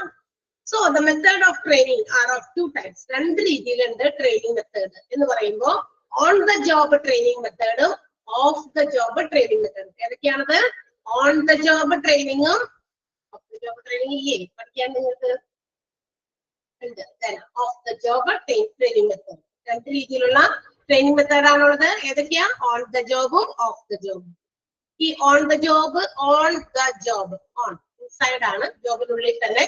ഓഫ് ദ ജോബ് എന്ന് പറഞ്ഞാൽ അതിന്റെ പുറത്താണ്. എന്തെങ്കിലും ആവട്ടെ, നമുക്കത് ഓരോന്ന് നോക്കാം. On the job training methods ഏതൊക്കെയാണെന്ന് വീണ്ടും പറയുന്നുണ്ട്. ഈ ഓൺ ദ ജോബ് ട്രെയിനിങ് മെത്തേഡ്സിൽ വരുന്ന കുറച്ച് മെത്തേഡുകളാണ് താഴെ നമ്മൾ പഠിക്കാനുള്ളത് കേട്ടോ. ചില on the job training methods. ഇതിനെ നമ്മൾ ജോബ് ഇൻസ്ട്രക്ഷൻ ട്രെയിനിങ് എന്ന് പറയാറുണ്ട്. On the job training method is also known as job instruction training. മറ്റൊരു പേരാവുന്നു. അല്ലെങ്കിൽ പറയാം ജോബ് ഇൻസ്ട്രക്ഷൻ ട്രെയിനിങ്ങിനെ നമുക്ക് ഓൺ ദ ജോബ് ട്രെയിനിങ് എന്നും പറയും. ഇതൊരു commonly used method of training ആണ് കേട്ടോ. ട്രെയിനിങ് കൊടുക്കാൻ വേണ്ടി മോസ്റ്റ് ഓഫ് ദ കമ്പനീസ് അല്ലെങ്കിൽ ഓർഗനൈസേഷൻസ് ഈ മെത്തേഡുകൾ സ്വീകരിക്കാറുണ്ട്. ഏത്? ഓൺ ദ ജോബ് ട്രെയിനിങ് മെത്തേഡാണ് മെജോറിറ്റി കമ്പനികളും അല്ലെങ്കിൽ ഓർഗനൈസേഷനും ട്രെയിനിങ്ങിന് വേണ്ടി ഉപയോഗിക്കുക. ഇവിടെ എന്ന് വെച്ചാൽ ഇൻഡിവിജ്വൽസ് എന്ത് ചെയ്യാണ്? ഒരു റെഗുലർ ആയിട്ട് ഇങ്ങനെ ഓരോ കാര്യങ്ങൾ അവരെ പഠിപ്പിച്ചു കൊടുക്കണം. അവർ ചെയ്യേണ്ട ഒരു ജോബിന്റെ ഇമ്പോർട്ടന്റ് ആയിട്ടുള്ള സ്കില്ല് അല്ലെങ്കിൽ മറ്റ് തിയററ്റിക്കൽ ആയിട്ടുള്ള കാര്യങ്ങൾ റെഗുലർ ആയിട്ട് ഇങ്ങനെ പറഞ്ഞു മനസ്സിലാക്കി കൊടുക്കുന്നു. അതാണ് ഓൺ ദ ജോബ് ട്രെയിനിങ്. മനസ്സിലായി? അപ്പൊ ഓൺ ദ ജോബ് ട്രെയിനിങ് കുറച്ച് എക്സാമ്പിൾസ് ഏതൊക്കെയാണ് ഈ ഓൺ ദ ജോബ് ട്രെയിനിങ്ങിൽ വരിക, അതിന് കുറച്ച് എക്സാമ്പിൾസ് നമുക്കുണ്ട്. അതാണ് നമുക്ക് പഠിക്കേണ്ടത്. ഒന്നാമത്തേത് ജോബ് റൊട്ടേഷൻ. എന്താണ്? ഓൺ ദ ജോബിൽ വരുന്നതാണ് ജോബ് റൊട്ടേഷൻ. ഓരോന്നിലും വേറെ വേറെ ഉണ്ട് കേട്ടോ. ഓഫ് ദ ജോബ് ട്രെയിനിങ്ങിൽ വേറെ ഉണ്ട് കുറച്ച്, ഫെസ്റ്റിവ്യൂള്, റോൾ പ്ലേയിങ് ഒക്കെ. ഇത് ഓൺ ദ ജോബ് ആണ്. ഓൺ ദ ജോബ് ട്രെയിനിങ്ങിൽ വരുന്ന ഫസ്റ്റ് വൺ ആണ് ജോബ് റൊട്ടേഷൻ. ഇതെന്താ ഈ ജോബ് റൊട്ടേഷൻസ് എന്ന് പറഞ്ഞാൽ? ജോബ് റൊട്ടേഷൻ എന്ന് പറഞ്ഞാൽ ഇപ്പൊ ഒരു ജോലിക്കാരനെ ആ ജോലിയിൽ നിന്ന് മാറ്റി വേറൊരു ജോലി കൊടുക്കുക. പ്രൊമോഷനൊന്നും അല്ല കേട്ടാ, പ്രൊമോഷനൊന്നും അല്ല. ഇനി ഇത്ര നാൾ ഇതല്ലേ ചെയ്തോണ്ടിരുന്നത്. And you have the skill to do this job also. നിങ്ങൾക്ക് ഇതും ചെയ്യാൻ പറ്റും, കഴിയും എന്ന് പറഞ്ഞിട്ട് നമുക്ക് അങ്ങനെ മാറ്റി കൊടുക്കാം. മനസ്സിലായി? ഒരു ശരിക്കും പറഞ്ഞാൽ ഈ ജോബ് റൊട്ടേഷൻ ചെയ്യുന്നതിന് വേണ്ടിയിട്ടാണ്. In order to decrease the boredom, tiredness. ചില ജോലികൾ നമ്മൾ കണ്ടിന്യൂസ് ആയിട്ട് എല്ലാ ദിവസവും ചെയ്യുന്നത് ഒരു മടുപ്പ് തോന്നുന്നില്ലേ? മടുപ്പ് തോന്നോ? ഇല്ലേ? പിന്നാലെ ചെയ്താൽ ഇന്നും പോയി ചെയ്യണമല്ലോ അല്ലെ? അങ്ങനെ ഒരു മടുപ്പ്, ഒരു ടയർഡ്നെസ്, ഒരു ബോറടിക്കുന്ന സാധനം വരില്ലേ? It's A feeling of emotion. ശരിക്കും പറഞ്ഞാൽ എന്താണ്? ഫീലിംഗ് ആണ്, ഉള്ളിൽ നിന്ന് പറഞ്ഞാണ്. അത് നമുക്ക് ചിലപ്പോഴൊക്കെ അങ്ങനെ വരും. അപ്പൊ അങ്ങനെ വരുന്ന ആളുകളുടെ ഒരു എന്താ പറയാ, ആ ബോറടിക്കുന്ന ഒരു രീതി അല്ലെങ്കിൽ ടയർഡ്നെസ് ഒക്കെ മാറ്റാനും മറ്റേതെങ്കിലും ഒരു കാര്യത്തിലേക്ക് കൂടി അവരെ എൻഗേജ് ചെയ്യിപ്പിച്ച് ആ ഒരു സ്കിൽ കൂടി ഡെവലപ്പ് ചെയ്തെടുക്കാനൊക്കെ വേണ്ടിയിട്ടാണ് എന്ത് ചെയ്യുന്നത്? ഈ ജോബ് റൊട്ടേഷൻ ചെയ്യുന്നത്. അപ്പൊ ആ ട്രെയിനി എന്ത് ചെയ്യുന്നു? ആ ജോബ് ചെയ്യുമ്പോൾ മാറ്റി കൊടുക്കുമ്പോൾ അവിടെ നിന്ന് ഒരു ട്രെയിനിങ് ഒക്കെ കൊടുക്കും. And the training have to receive that knowledge and skill. അതിൻ്റെതായ എക്സ്പീരിയൻസും സ്കില്ലും ഒക്കെ അവർക്ക് മനസ്സിലാവും. നീ ഇത്ര നാള് ടീച്ചിങ് ചെയ്തോണ്ടിരുന്നു. ഞാൻ ടീച്ചിങ് ചെയ്തപ്പോ ഇതെല്ലാം സുഖം ഹോസ്പിറ്റലിൽ 1 മണിക്കൂർ ഇരുന്ന് ഒച്ചപ്പാട് എടുക്കണമല്ലോ അല്ലെ, അങ്ങനെയൊക്കെ ചിലപ്പോൾ തോന്നുന്നു. ഓക്കെ ഒന്ന് ചിരിച്ചോ, കുഴപ്പമൊന്നുമില്ല. ഒരു ചിരിയുടെ ഇമോഷനൊക്കെ ഇമോജിയൊക്കെ വരട്ടെ. ഓക്കെ, അപ്പൊ നമ്മൾ എല്ലാ ദിവസവും ഇങ്ങനെ ഇത് ചെയ്യുമ്പോ ഇനിയിപ്പോ എന്താണ് 1 മണിക്കൂർ അവിടെ പോയിരുന്നത് പറയുന്നത്. ഇന്നലെ വേറെ ക്ലാസ്സിൽ പറഞ്ഞത് ഇന്ന് വേറെ ക്ലാസ്സിൽ പോയി പറയണം. ബോറടിക്കും തീർച്ചയായിട്ടും. ഒരേ കാര്യം തന്നെ പഠിപ്പിച്ചുകൊണ്ടിരിക്കുക അല്ലെ. ഇനി ഒരു ദിവസം വന്നു, അടുത്ത ദിവസം വരുമ്പോ ഇന്നലെ ഞാൻ അത് അവിടെ പഠിച്ച് 1 മണിക്കൂർ ഇരുന്ന് പഠിപ്പിച്ചതാണ്, ഇന്ന് ഞാൻ പോയിരുന്ന് അല്ലെ. ചില സമയത്ത് വരും, ചിലപ്പോഴൊക്കെ ഭയങ്കര ഫീലിംഗ് വരില്ല, അത് ഇടയ്ക്ക് വരുന്നതാണ്.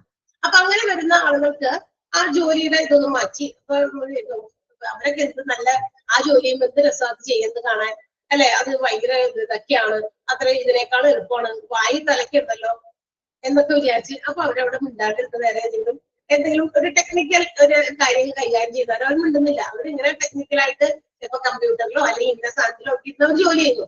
അവർ പക്ഷിയൊന്നും ഉണ്ടാക്കണ്ട, അവരവിടെ ഇരുന്ന് അങ്ങനത്തെ ജോലിയാണല്ലോ ചെയ്യുന്നതൊക്കെ നമുക്കൊരു ഫീലിംഗ് വരും. അറിയാത്ത പിള്ളക്ക് ചൊറിയും പറയാന്ന് പറയുന്ന ഒരു മട്ടിലേക്കാണ് ഈ സെന്റൻസ് ഉണ്ടായി അവസാനിപ്പിച്ചിരിക്കുന്നവര്. എങ്ങനെയാത്? അതായത് അപ്പൊ എന്നാ കുഴപ്പമില്ല, നിനക്കത് ചെയ്യാൻ അറിയാം, അപ്പൊ ശരി ഓക്കെ ഇതിങ്ങനെയൊക്കെയാണ് ട്രെയിനിങ് എത്തുമ്പോൾ ഞാനത് ചെയ്യുന്നു. സോ അവിടെ ചെന്നപ്പോൾ മനസ്സിലായോ ഇതിലും വേണം അവിടെ നിന്ന് വായി കളിച്ചിട്ടായാലും നമ്മൾക്ക് അറിയാവുന്ന കാര്യം വളരെ ഫ്ലുവന്റ് ആയിട്ട് കൃത്യമായിട്ട് അവരിലേക്ക് എത്തിക്കാൻ ചെയ്താൽ മതി. വായന നാക്കെടുത്ത് പുറത്തിടുന്നതില്ലുള്ളൂ അല്ലെ, അത്രേ ഉള്ളൂ. പക്ഷെ ഇത് കുറച്ച് റിസ്ക് ആണ്. ഇത് എന്തെങ്കിലും ടെക്നിക്കലായിട്ട് എന്തെങ്കിലും ഒരു കാര്യം മിസ്സായി പോയി കഴിഞ്ഞാൽ അത് മൊത്തം തെറ്റിപ്പോകും. ഇത് നമ്മളെ കൊണ്ട് പറ്റൂല. സോ അങ്ങനെ വരുമ്പോ നമ്മൾ എന്ത് ചെയ്യും? നീ ഭയങ്കര കാര്യങ്ങളാ ചെയ്യുന്നത് അല്ലെ. അവരുടെ ജോബിനകത്തുള്ള കോംപ്ലിക്കേഷൻസ് മനസ്സിലാക്കി ഈ അക്കരെ നിൽക്കുമ്പോൾ ഇക്കരെ പച്ചാന്ന് തോന്നുന്ന ഒരു പട്ടാണേ, അതാണോ ഇതിനേക്കാൾ നല്ല ജോലി എന്നൊക്കെ പറയുന്നത് അങ്ങോട്ടേക്ക് ചാടും. അങ്ങോട്ട് ചാടി അവിടെ ചെന്ന് കഴിയുമ്പോ എന്താ ഇതിനേക്കാളും വലിയ ബുദ്ധിമുട്ട് ആ ജോലിക്ക്. പക്ഷെ നമ്മൾ എന്ത് ചെയ്യുമോ? അവരുടെ ഇത് വേണ്ട, അത് വേണ്ട, ഞാൻ ഇത് തന്നെ ചെയ്തോളാം. ഇതാണ് അതിൻ്റെതായ ബുദ്ധിമുട്ടുകൾ ഉണ്ടെന്ന് ഈ കണ്ടപ്പോഴ അല്ലെങ്കിൽ തൊട്ടറിഞ്ഞപ്പോഴാണ് എനിക്ക് മനസ്സിലായത് എന്നുള്ള രീതി കേട്ടോ. അതൊക്കെ ഈ ജോബ് റൊട്ടേഷനിൽ ഇങ്ങനെ കൊടുത്ത് മനസ്സിലാക്കിപ്പിക്കുന്നതാണ്. ചിലപ്പോ എംപ്ലോയേഴ്സ് അങ്ങനെയും ചെയ്യാറുണ്ട്. എംപ്ലോയീസിന് അങ്ങനെ മടി തോന്നുമ്പോ നീ വേണ്ടത് ചെയ്യും. ഓക്കെ, അപ്പൊ അതിന്റെ ബുദ്ധിമുട്ടുകൾ മനസ്സിലാക്കിക്കോട്ടെ, ആ പരാതി അങ്ങോട്ട് തീർന്നോട്ടെ. അത് തന്നെയാണ് പറഞ്ഞിരിക്കുന്നത്. ക്ലിയർ ആയോ? Job rotation is the transfer of trainees from one job to another. ഒരു ജോബിൽ നിന്ന് മറ്റൊരു ജോബിലേക്ക് മാറ്റിക്കൊണ്ടിരിക്കുക. ഇങ്ങനെ വരുമ്പോ ട്രെയിനീസിന് എന്ത് കിട്ടും? Receive the knowledge and also gain experience. അവർക്ക് കൂടുതൽ ആ സാധനത്തിലും എക്സ്പീരിയൻസ് വരും. പക്ഷേ ഇതിനുള്ളൊരു ഡ്രോബാക്ക് എന്ന് പറയുന്നത് ഈ ട്രെയിനിങ്ങില് ഗെറ്റ് ദ ഓപ്പർച്യൂണിറ്റി. അവര് കാര്യം പഠിക്കാനും ഇതൊക്കെ ഉള്ള ഒരു അവസരം കിട്ടി. പക്ഷെ ഓൾസോ അവസരം കിട്ടിയപ്പോ തന്നെ they can understand the complications of the employees in that job and also respect them. ആ ജോലിയിൽ ആ എംപ്ലോയീസ് ചെയ്തിരുന്ന ബുദ്ധിമുട്ടുകൾ എന്താണെന്ന്, അതിനകത്തെ കോംപ്ലിക്കേഷൻസ് എന്താണെന്ന് അറിഞ്ഞ് അവരെ റെസ്പെക്ട് ചെയ്യും. ഇത്രയും പാടുപിടിച്ച് പണിയാണോ നിങ്ങൾ ചെയ്തുകൊണ്ടിരിക്കുന്നത്? ഇത് വേണ്ട കേട്ടോ, ഇതിനേക്കാൾ വേദം ഞങ്ങൾ ചെയ്യുന്ന ടീച്ചറിന്റെ ജോലി തന്നെ. നമസ്കരിച്ച് വേണ്ട, ഞാൻ അടുത്ത ദിവസം ആ ജോലി തന്നെ ചെയ്തോളാം. ഓക്കെ, മനസ്സിലായ? ഇതാണ് ജോബ് റൊട്ടേഷൻ. ഒന്നാമത്തെ പോയിന്റ് മനസ്സിലായി നോക്ക്. അത് ഓൺ ദ ജോബ് ട്രെയിനിങ് ആണ്. അതില് ഫസ്റ്റ് ആൻഡ് സെക്കൻഡ് സെന്റൻസ് ഒന്ന് അണ്ടർലൈൻ ചെയ്യണേ. ഇവിടെ വരെ ട്രെയിനർ വരെ.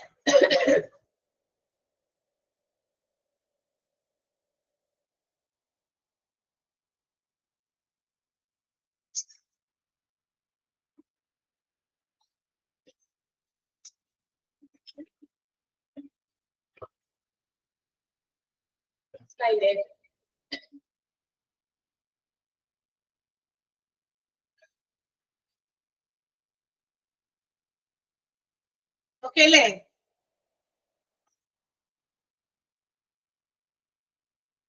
യെസ്, ഇവിടെ നിർത്താണ്. അടുത്ത മെത്തേഡ് അടുത്ത ക്ലാസ്സിൽ നമുക്ക് പഠിക്കാം. ഓക്കെ, ഇതുവരെ നന്നായിട്ട് ഇത് വായിച്ചു നോക്കുക കേട്ടോ. അണ്ടർലൈൻ ചെയ്യാൻ പറഞ്ഞതൊക്കെ കുറച്ചും കൂടി ഫോക്കസ് ചെയ്ത് വായിച്ചു നോക്കുക. ആൻഡ് നന്നായിട്ട് വായിച്ച് മനസ്സിലാക്കുക. Okay, so see you. അടുത്ത ദിവസം കാണാം. ബൈ. എന്താ നാളെയോ? നാളെ ക്ലാസ് ഇല്ല. മൺഡേ തുടങ്ങി ഫ്രൈഡേ വരെ കേട്ടാ. Monday to